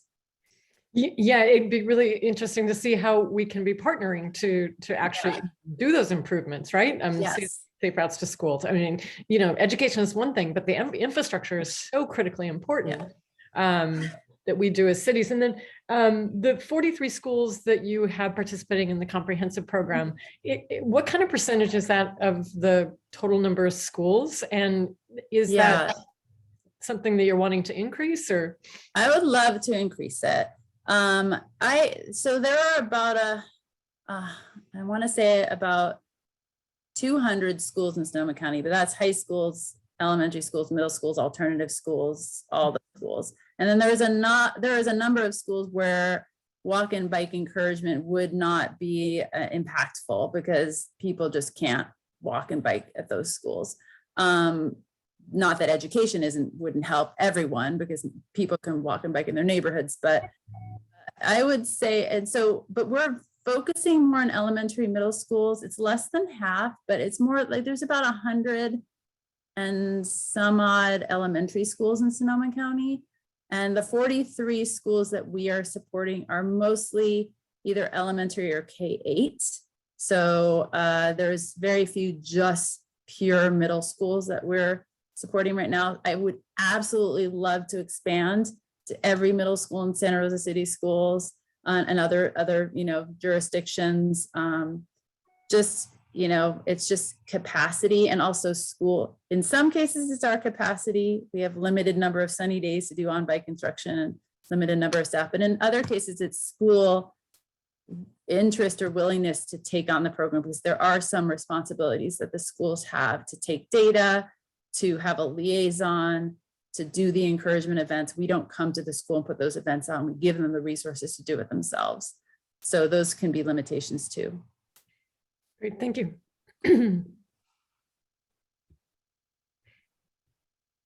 Director Giudice? Thank you, Chair. Great report, Tina. I really appreciate it. So last year in Roanoke Park, I rekindled the Education Committee, and it consists of 2 city council members from Cotati and Roanoke Park, their prospective city managers, 2 trustees, and the superintendent from Cotati Roanoke Park Unified School District, and 3 senior administrators from SSU. So my questions are, well, first of all, I concur with Delinda Fisher. Excellent report. How can I get my hands on the data? And then 2 things. Would the data include collecting information with regards to SSU, or has it? Okay. No, we do not collect data at the college level. We are working with a number of schools in Roanoke Park, and not Cotati, but we have in the past. And I would love to share the data. I have reported in the past that we are willing to 100% share the data. I don't do it as a matter of course, only because it's a lot. I mean, there's usually like a set, in Santa Rosa alone, there's, a lot of schools that we've done data with. So I don't want to just like start randomly sending things to people, but absolutely contact me. I'll attend those meetings. Any jurisdiction that has a meeting that involves schools and the city, I would love to be a part of that, or be on the agenda, or even just like do an annual report, or annual or quarterly.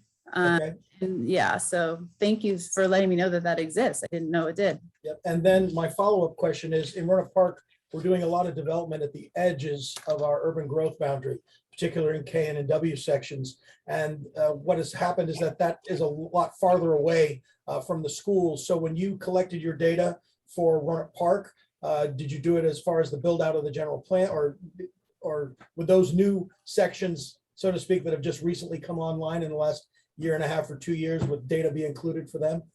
Well, the GIS maps the base maps are through the county GIS system, which is, I think, up to date. It's like a live system. So I do those maps myself, but my personal GIS knowledge is limited to only doing those maps. So I can put in the student address data and develop the maps with the circles, for the quarter, but whatever, it's just that school and that 2-mile radius. So whatever is in the SCTA map or the county map, the GIS map for that 2-mile radius should be reflected on that, those GIS maps.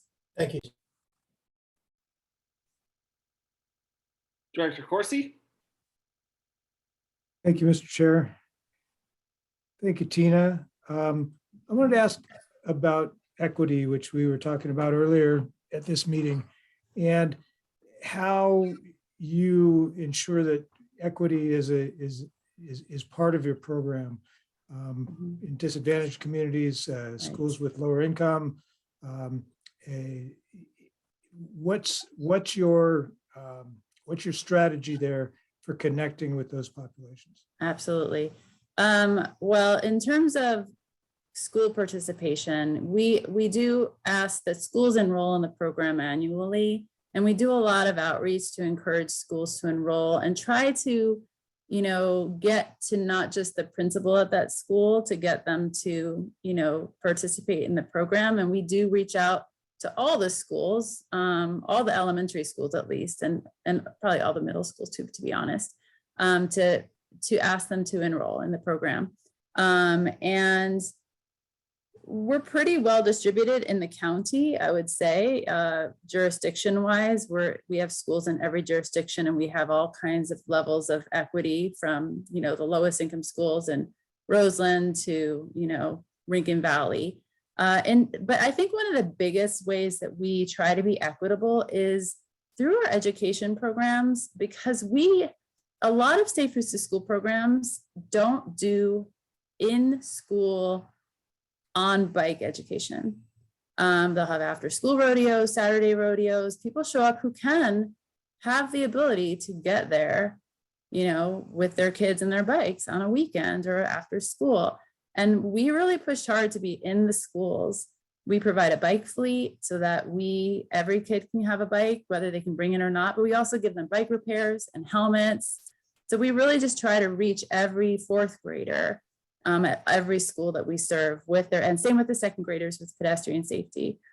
So that's a big, and then not just that, but just even the way we teach the bike rodeos, if a student is disabled, if a student has, doesn't know how to ride yet, you know, we make it work. We work with those students and we work with those teachers to make sure that every child in those classrooms is educated.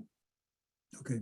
Can you remind me, is there a list of the schools that you serve? There is, and it's up on our website under participating schools. I actually need to fix a little glitch, but there is a list by jurisdiction at the Sonoma Safe Routes website. If you go to, there's a tab, and then under the tab, it says participating schools, and you can click on that. Okay. There's a weird glitch in it. If you click on just the tab, it will go to a page that has a link to, anyway, it's there, but I can send it out to you as well. And anyone who wants to know what schools are in their particular jurisdiction are welcome to email me, and I can give them that information. We can send out the list, Tina. Okay. Yeah, That'd be great. And just one more question, and this also relates to our Vision Zero discussion earlier, and it'll also freak out the lawyers. Is there such a thing as a designated safe route to school? we avoid using the terms designated safe route or this is your safe route. We would say recommended route or suggested route to school. The program. Do those get mapped? What? Do those recommended routes get mapped? We have had, not in this particular contract, but we have had various safe routes contracts where we have done recommended route maps with schools where we have a map designer or engineer that's working on that project. It's a lot. It's quite an investment to do those maps when we're working with the volume of schools that we're working with. So it was not part of our scope in this particular contract, just because we wanted to focus on reaching more kids in other ways. But we do still work with schools on a case-by-case basis on identifying like a recommended route or a walking school bus route. When we look at their GIS maps, we can see where kids live and say, hey, this would be a great meetup spot.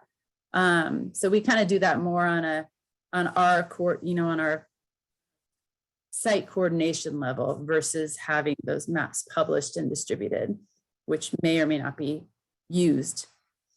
Okay. Thanks, Tina, and thanks, Janet, for the link. All right, thank you, Director. Let's go to Director Lowe. Thank you, and thank you for this great presentation. My question is, I loved all the materials for the schools and the promotional things. Is there another level that's like to the general public? Because I think the biggest fear that people have with letting their kids ride their bike to school is that the people in the cars are not aware that it's bike to school day and that they should be overly cautious or look out for kids or something like that. So in promoting it, it almost seems like it's as important for the people who are in their cars to know it's bike to school day as it is important for the kids to know that that's the special day for them. Yeah. So is there anything with regard to that you can offer?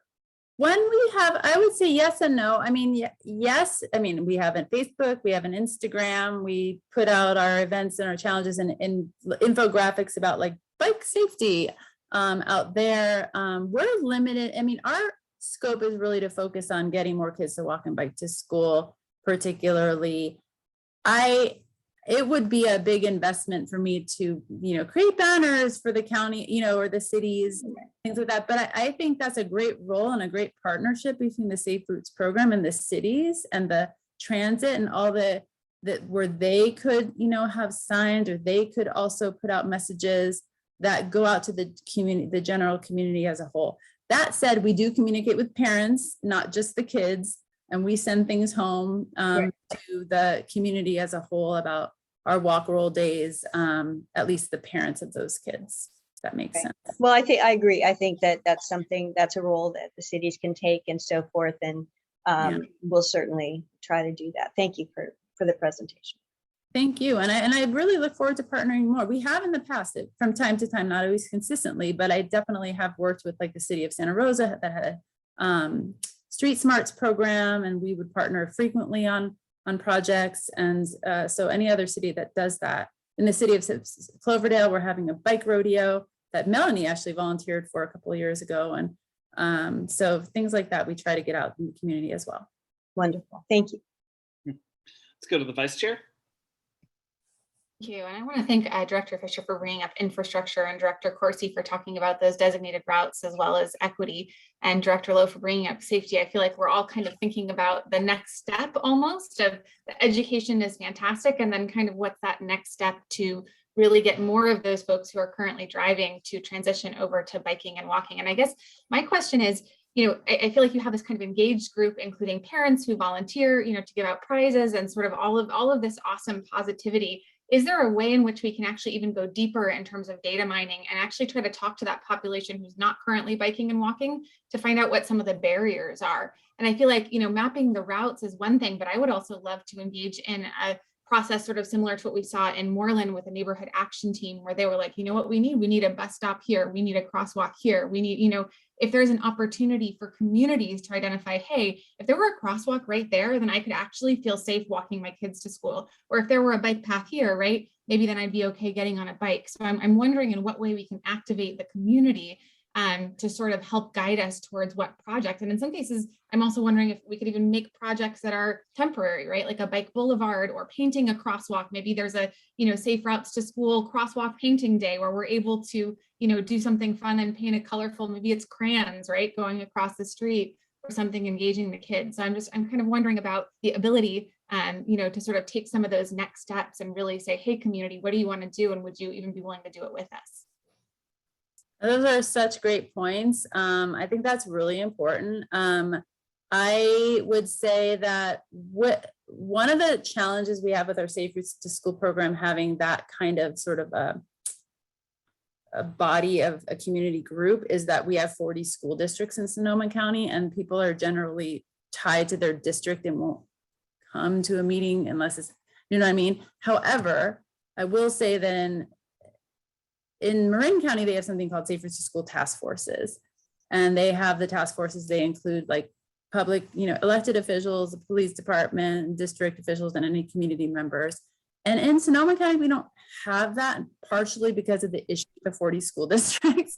And we're just bigger travel-wise for people to get to meetings and things like that.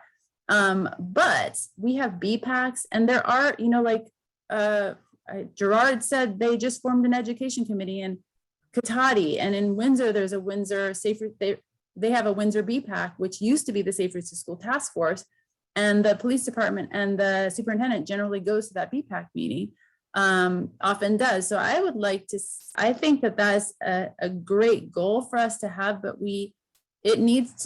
I believe it needs to be out I feel like it's kind of like by city or, figuring out what the best structure for that is for that particular jurisdiction so that we can actually engage the right people. And I would fully support that. Like, I would love to attend those meetings. I don't know that it's necessarily the role of the Safe Routes program currently to still run that or to lead that process, but for sure to be part of that process. follow-up. I'm wondering if we were able to say, come up with a survey that could somehow be distributed through Safe Routes to School. And then kind of if we got those survey results back, then sort of each of us within our own jurisdictions might consider forming a task force or bringing people to the table. If, for instance, there are a few projects that really rise to the top as repeated requests. And especially since we have so many school districts, sometimes they actually are right next to each other, right? There might actually be some route that could actually have benefit to multiple school districts. At least that's how it is in West County, where they're sometimes, literally next door. So I'm just wondering if maybe information gathering might be an ability, and then we could kind of figure out what the leadership structure would be.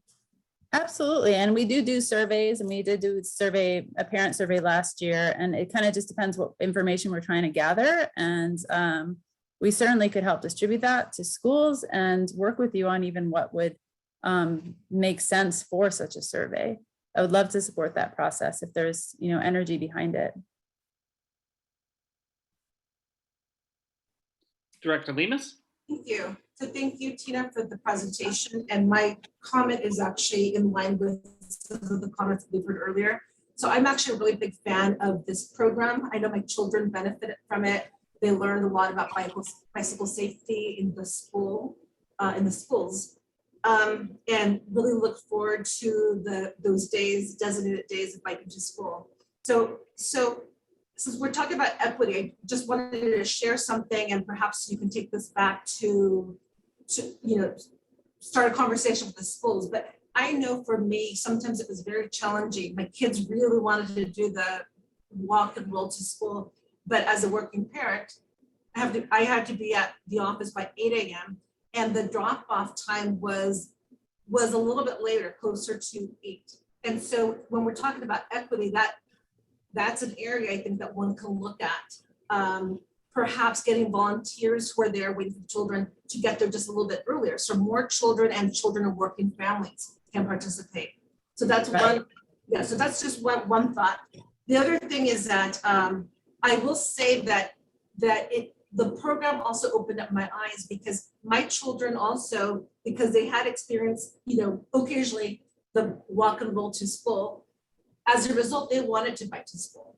But as a parent, when I observed the streets and the path that they would take from my home to the school, it was an absolute deterrent. I was not supportive of it. And quite frankly, it really identified problems with bike paths, crosswalks, etc. That was before I was on the council. And of course, I have since now, I have informed, the appropriate departments within our town. But I do agree that feedback from parents, and also, if you guys are able to gather information on what improvements are needed on streets in order for children to be able to bike to school. I knew that in Windsor there was inequity. Some of the schools had the most beautiful bike paths, completely delineated, very safe crossing guards, delineated crosswalks. My children's particular school, the path there was no way I would let them ride. So that's just something to think about, just in terms of gathering this information that can inform these bodies, the council bodies and the board of supervisors, to make informed decisions about where they're going to put money. That's a great, so important. I totally agree with you. I just want to share that we actually have done that with some jurisdictions. It actually, in the town of Windsor, with the contract that we had with the town, with the Safe Routes to School, it was a Safe Routes to School grant through the federal Safe Routes to School program that we had for 3 years in Windsor. And part of that was to do a school plan, evaluate all the schools, get all that feedback, do walking audits, create maps, come up with lists of project improvements. So that was done in Windsor, and that was something that we worked with the town on. So they should have that document, those documents for the schools that we evaluated. We've done that in the city of Sebastopol in the past. We've done that in 10 schools in the county. We are not able to do walking audits under the CMAQ funded program that is funded through the One Bay Area grant. It is not an allowable expense. So we couldn't even put that in the contract. We did do a project though with W-Trans that we finished last year that I didn't mention in this presentation because in last year's presentation, but where we actually did an evaluation, kind of a high level of evaluation of the walkability and bikeability of 100 schools in Sonoma County, and each school got a map with some highlighted like bikeable routes, but it's fairly high level, and we didn't have the capacity to get the community feedback we would have loved to have gotten for 100 schools. But that data is also available and available to any of the jurisdictions it was sent to each jurisdiction for them to review as well. So just an FYI, it's not that absolutely everything you're saying is we should keep doing that 100%. And I'm all about like supporting that process. Great, thank you so much, Tina. We'll go ahead, that's the last hand I see from directors. We'll go to public comment. And the first hand is Eris. Hi, I just wanted to say, of course, wonderful presentation as always, Tina, but an interesting piece of statistic that study I came across recently that is relevant to this whole discussion about whether it is or isn't, safe in any given place for kids to ride to school. It was a study that looked at children who were killed on the way to school. And how were they traveling on their way to school? Because when people don't let their kids walk or ride to school because they don't think it's safe, how do they get to school? Someone drives them in a car. How safe is it to ride in a car? More children die on their way to school riding in a car than do walking or biking. The safest mode of transportation, the way of transit that the fewest children die on their way to school is in a school bus. So there's this, so yes, we have to make the infrastructure safer, and all of these things that we're already doing, but I think also that perception of safety and reminding people that actually when all of you are driving your kids to school, the fact that you're driving is making them less safe, whether they're in your car or whether they're all walking and there's less cars driving around the school.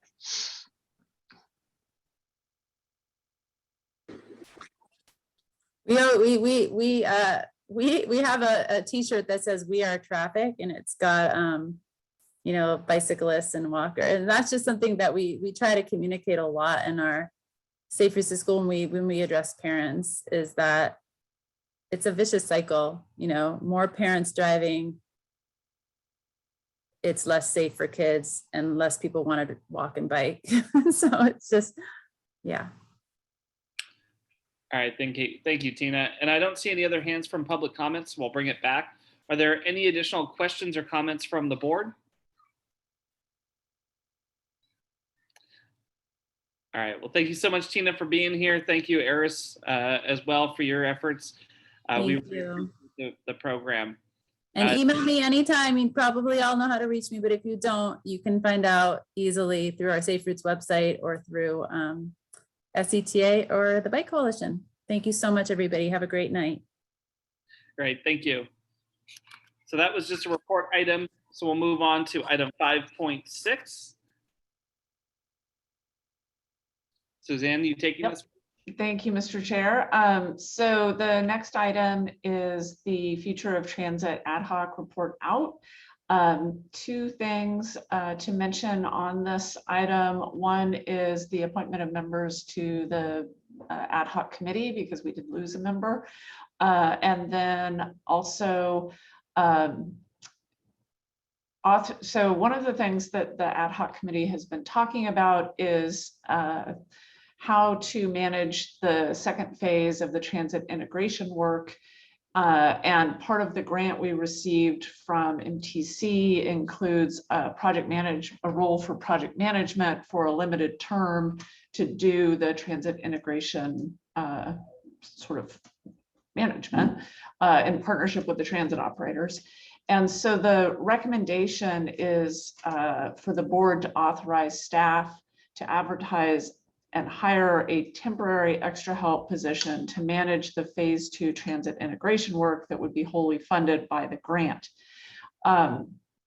This would, the way we've structured the description is that it could be, depending on the person's expertise, if they have transit planning experience, then we would probably need fewer funds to go towards consultant support. If they're more project management oriented, then we would probably have fewer hours for them and more hours for consultant support.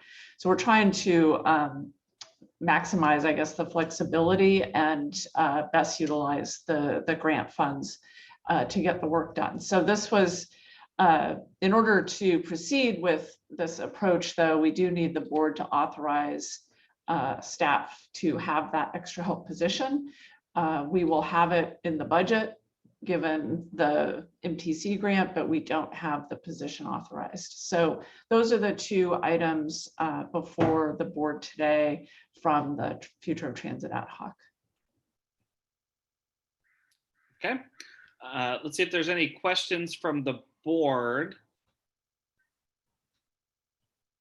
All right, and my recommendation for the Future of Transit ad hoc is for myself to stay on it, for Director Rabbit, Director Corsi, Directors Gurney, Director Fisher, and Director Bagby. Director Bagby to jump on as a member who's also on the SMART board, and I think would be able to help us out on that board.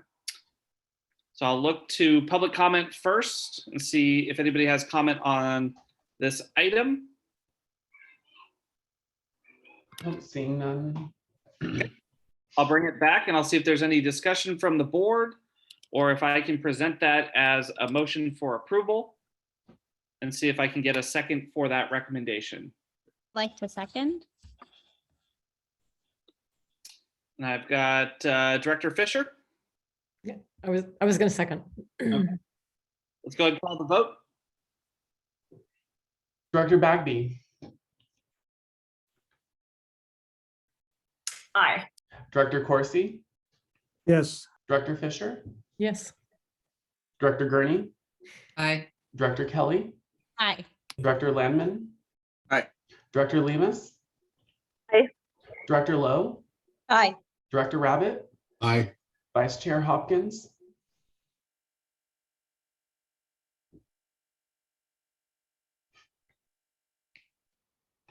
I think I heard an aye. I'm an aye, just for the record. Just the aye. Yeah, and then Chair Rogers. Aye. Did I miss? I think we're good. Yeah, I think we're good. We certainly have enough votes for it to pass, so we'll keep moving.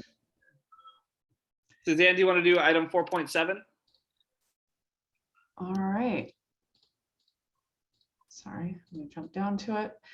So 4.7 is the report out on the funding for climate ad hoc. And again, we have appointment to the committee. And then also wanted to bring to the board's attention SB 852 by Senator Dodd.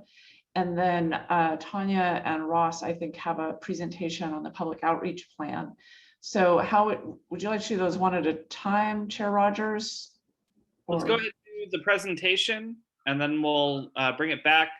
I'll talk about the appointment for new members, and we'll go from there. Okay, great. I will turn it over to Tanya. There she is. And Ross. You're muted. I'm sorry, I'm muted. So I'd also like to bring Ross, who I think is going to give the presentation. Thank you very much.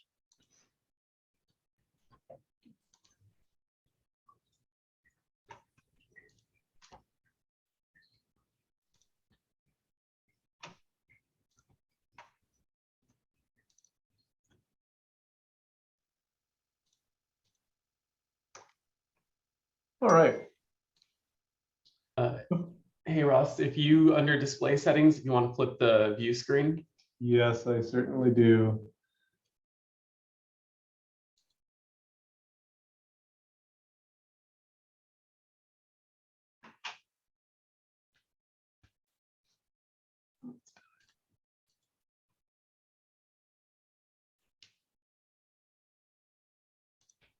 Sorry, Drew. So go up under display settings to the right. There you go. There we go. And then swap presenter view. All right, my apologies. There we go. So the Funding for Climate Change Ad Hoc Committee has been working to develop an outreach plan for the next 3 years and possibly beyond. The plan is designed to engage stakeholders and the public, getting feedback on their vision for a climate resilient Sonoma County in 2030 and exploring possibilities for future climate action funding in the coming years. The goals for this outreach are outlined here. We plan to work together to build a strong list of contacts, engage with an inclusive cross-section of Sonoma County residents, and further define the vision of a carbon neutral future and how to fund it.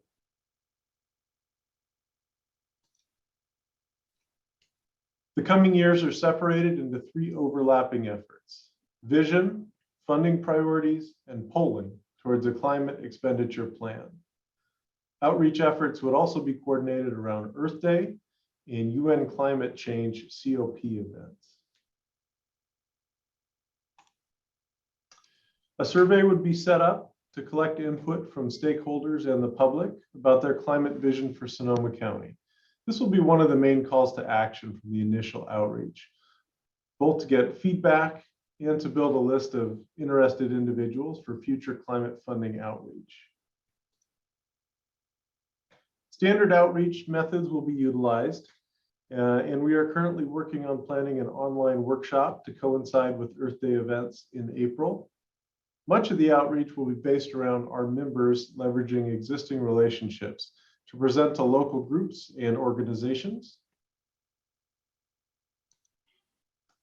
The committee has provided feedback and guidance on a draft presentation, as well as specific questions for survey respondents. These tools can be utilized for in-person and virtual events. We're moving forward with planning for a promotional video to accompany presentations and social media promotion. Based on the success of Petaluma's Cool Block video, we're in communication with Humans Being Productions and are exploring a number of different video options at several different budget levels. Thank you, Director Fisher, for that suggestion. The outreach presentation will deliver a high-level view of climate change impacts in Sonoma County, as well as existing efforts by RCPA. The goal is not to recreate work that has been done for the Sonoma Climate Mobilization Strategy, but continue to move these efforts forward and build on existing materials and messaging. As mentioned earlier, we want to be sure and leverage existing contacts in addition to involving new groups and sectors of the public for a better cross-section of Sonoma County. Results from the data will be collected, as well as new climate contacts gathered, and will all be used to continue funding for climate change efforts. The information will also be compiled and presented to the SCTA board. Thank you very much for your time today. All right. Do we have any questions for Ross on that? Yes. All right, I'm not seeing any hands. Suzanne, did you want to talk a little bit more about Senator Dodd's bill? Yeah, I just wanted to, so since we didn't cover it in the earlier item, I just wanted to make the board aware of the legislation that Senator Dodd introduced that would create climate resilience districts. And he did amend the bill to grandfather the RCPA into that. And so they expect the bill to go to the first hearing, I believe, on March 22nd. But it's, you know, it's a great opportunity statewide, but in particular for us, because it would grant us the same authorities without having to do additional administrative steps.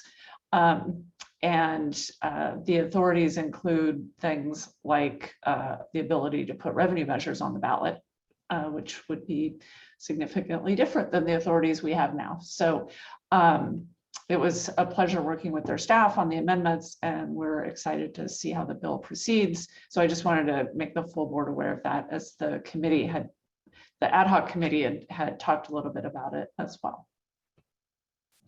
Director Fisher?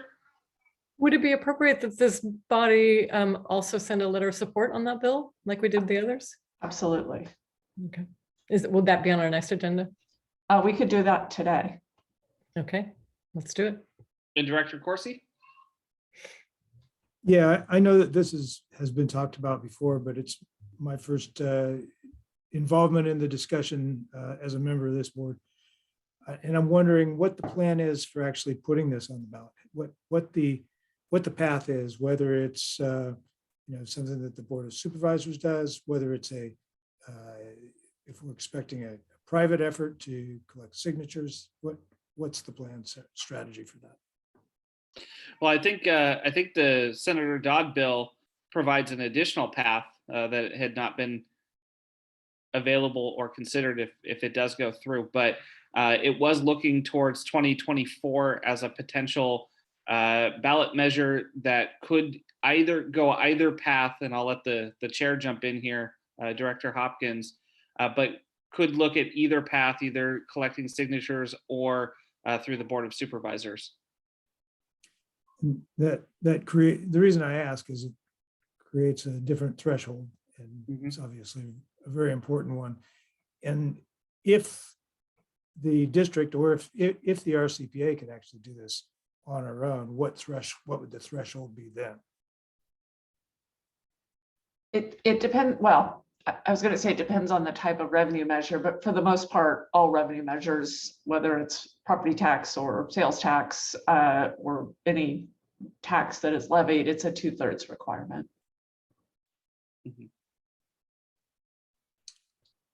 Okay, thanks.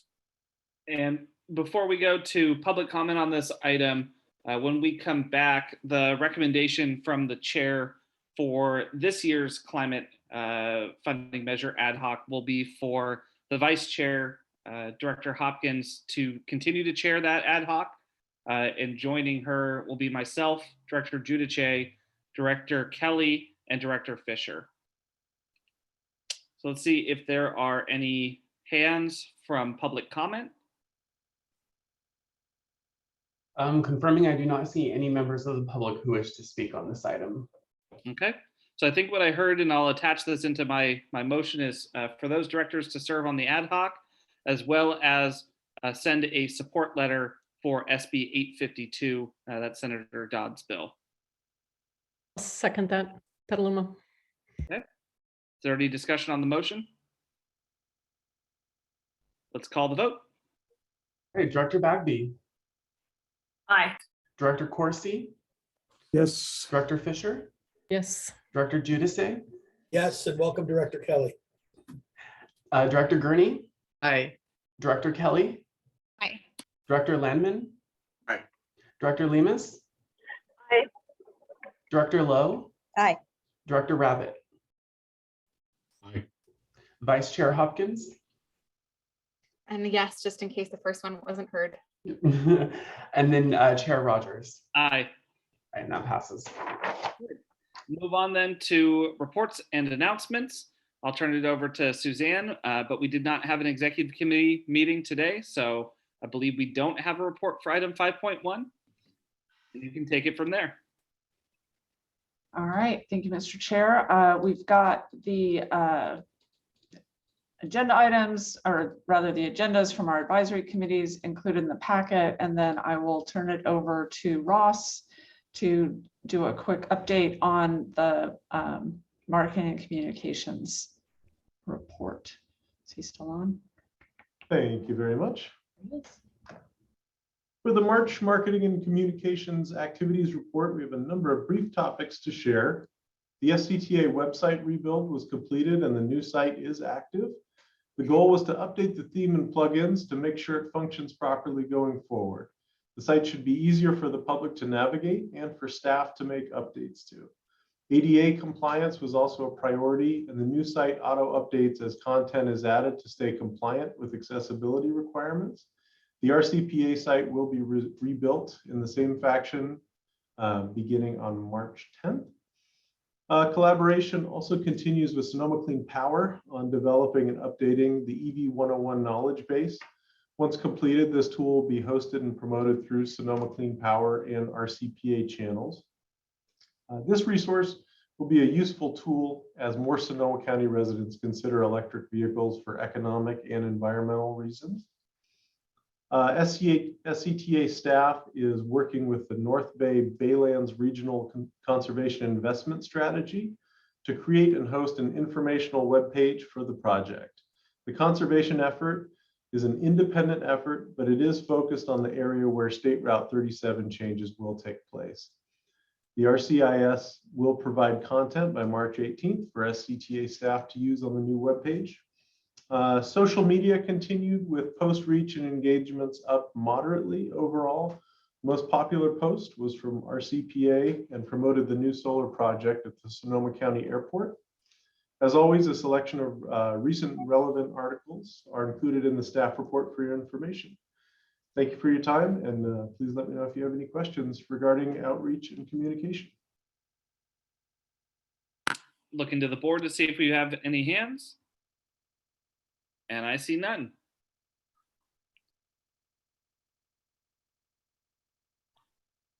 All right, so. Two just popped up. Let's go with Director Kelly. I'll just be really quick, and I appreciate the update, the social media update included in the packet. And I would just like to urge my fellow directors to assist in, if you are active on social media, we have a very low number of page likes for SCTA and RCPA, under 1,000. So if we were able to share those posts with our networks and within our cities and asking our city PIOs to share some of those posts, I think it would really help to elevate our presence on social media, and would love to challenge us all to do that. Thank you. All right, thank you, Director. Suzanne? I realize we skipped over the regional agency reports. I apologize, Mr. Chair. I was just hoping that you were just moving us faster through the agenda. I think there might be some reports, so I would hate to do that. I don't know if there's MTC or I see Smart. Director Rabbit has unmuted, so I'll let him go. We're good? Yes. I just wanted to, two things. I think we had a Highway 37 meeting. Tolling legislation by Senator Dodd is in the works. I think the whole thing with BATA and the discussion at that meeting was also on fees and penalties and making sure that we follow through on that in terms of equity. I think one thing worth recognizing though, there was an additional distribution of $2.2 billion from the American Rescue Plan funds, and the Bay Area, of the nationwide total amount, the Bay Area got 24% of those dollars, which is pretty phenomenal. It was 536 million. 75 here in the North Bay, 75 million of that is going to go to the Golden Gate Bridge District, 7.5 million to SMART. Other big recipients in the Bay Area are BART, Caltrain, SFMTA, and a few others, only 7 in total. But thank God we have the speaker here local.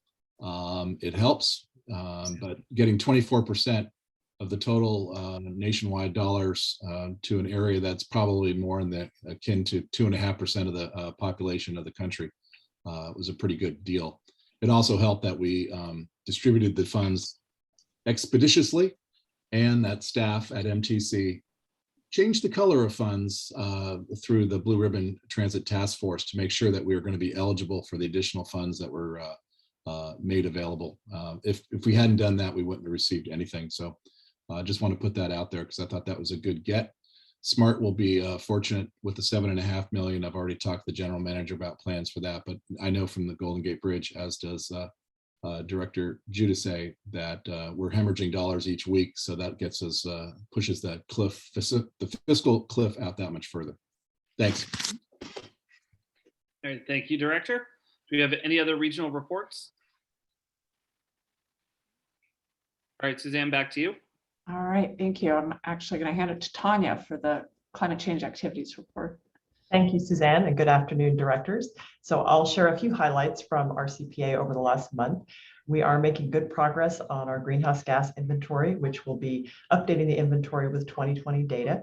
And we finished the building energy data collection and are starting to do the calculations. And we'll be looking at water and transportation data next. So we'll continue to update you on that one.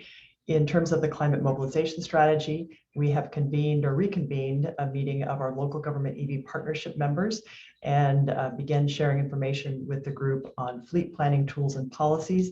And the group expressed interest in meeting about once a quarter. So that's an ongoing meeting that we'll be convening. We've also been continuing to work on our building energy decarbonization strategies by gathering information on new and existing building reach code, best practices and resources, so that we can begin sharing that information with each of the jurisdictions. And then lastly, through our membership in the Urban Sustainability Directors Network, we recently submitted a request for graduate student assistance on our urban sequestration efforts, really focusing in on the interests that we've heard from each of your jurisdictions in terms of planning for urban forestry. And we are pleased to share that we were selected as one of the 10 locations to receive this support. So we'll be getting some graduate student assistance, I think, over the summer to work with BC on that planning effort. So we're looking forward to that. On this BayREN program, we're working with the county's Energy and Sustainability Division on an update to the Home Energy Digest, which will be a great resource to support our community in improving building energy efficiency and electrification. And we expect that resource guide to be coming out later this spring. ESD is also planning additional outreach to multifamily property owners to strengthen the multifamily program, get more properties enrolled. And ESD has a list of about 1,000 properties in Sonoma County that they'll be reaching out to. And then on the commercial program side, unfortunately, the program implementer for the program is no longer participating in the program. And so the program is looking for a new program implementer. And while this transition is underway, ESD is developing an outreach program for our Latinx business owners here in Sonoma County. So once we have the details of the new program, we can start sharing that information with those business owners and more in Sonoma County. And then finally, for Water Upgrade Save, I'm pleased to share that we have completed the staff onboarding for the city of Cloverdale, and all of that has gone really well. Kudos to Cloverdale staff for their very active participation in the program. Really looking forward to seeing it launch later this spring. We've also been responding to staff questions from Petaluma on the program, as well as on the potential to leverage the learnings from the Water Upgrade Save program to look at a tariff on bill program for electrification. So really trying to share information with Petaluma. And then lastly, have been working with the city of Sebastopol to continue outreach for the existing program there.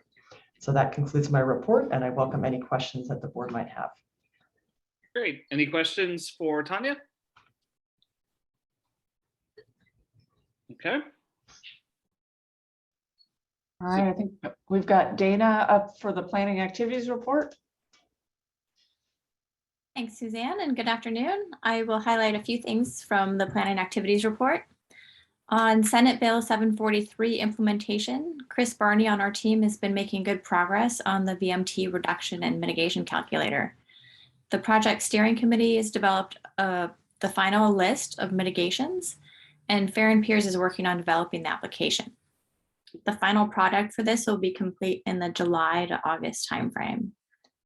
On the regional bike share pilot program, we've been working closely with the bike share operator and staff liaisons for each jurisdiction, as well as private properties in the program throughout Sonoma and Marin counties. We're working to line up encroachment permits, local warehousing, the local operations team, and marketing to prepare for launching the program in the coming months. However, there have been some supply chain issues that have delayed the shipment of batteries for the electric bicycle fleet. And we are expecting an update on the status of the battery shipments later this week and hope to have some good news on timely delivery of those.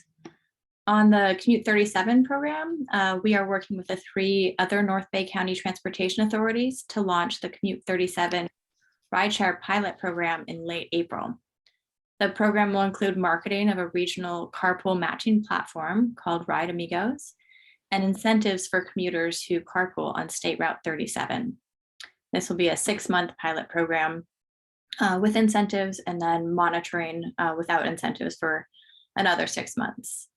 We have 2 calls for projects out right now. Applications for the Transportation Development Act Article 3 program for bicycle and pedestrian projects are due today.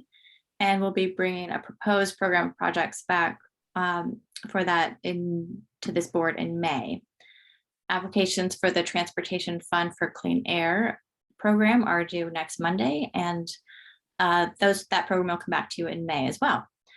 So Janet, Chris, and I are all available for any questions you might have about items on this report. Thank you. Thank you so much. Do we have any questions from the board? All right, Suzanne, let's round this out. Thank you, Dana. All right. Baton cleanup, we've got James Cameron, projects and programming. So a few updates in the projects and programming activities report include an updated schedule for the 2021 funding program, which will be back to this board with staff recommendations in July. All applications for that 2021 funding program are available now online on the SCTA website, both in a list per jurisdiction as well as a link to the latest application received from each jurisdiction. Earlier this month, David Raperda and Dana Ture were leading an effort to submit a TERSIP application, which went in the first week in March, and so TERSIP is the Transit and Intercity Rail Capital Improvements Program.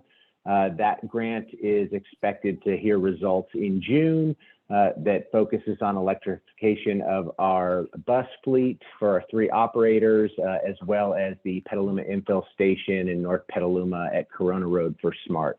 So significant headway on our 2021 funding program when we're successful in that grant in June. Following up from last meeting, attached to your board packet is the letter that was written to Caltrans with regard to the SHOP, the State Highway Operation and Protection Program. The initial feedback from staff from Caltrans staff on the SHOP is that their primary focus is on safety first, and their 4 core assets of pavement, bridges, culverts, and ITS. ITS would be your changeable message systems, as well as your ramp metering and closed circuit TV to maximize the assets that are out there now through technology. We still will have follow-up meetings with Caltrans to continue to advocate for the Sonoma County SHOP project list, as well as insisting on inclusion in the 10-year SHOP plan and programming of the SHOP PID documents, that project initiation documents that are existing and a priority to the SCTA board. That concludes the projects and programming activities report. Thank you. All right, does anybody have any questions for James? Okay, I'm seeing none. Let's see if there are any announcements from board members.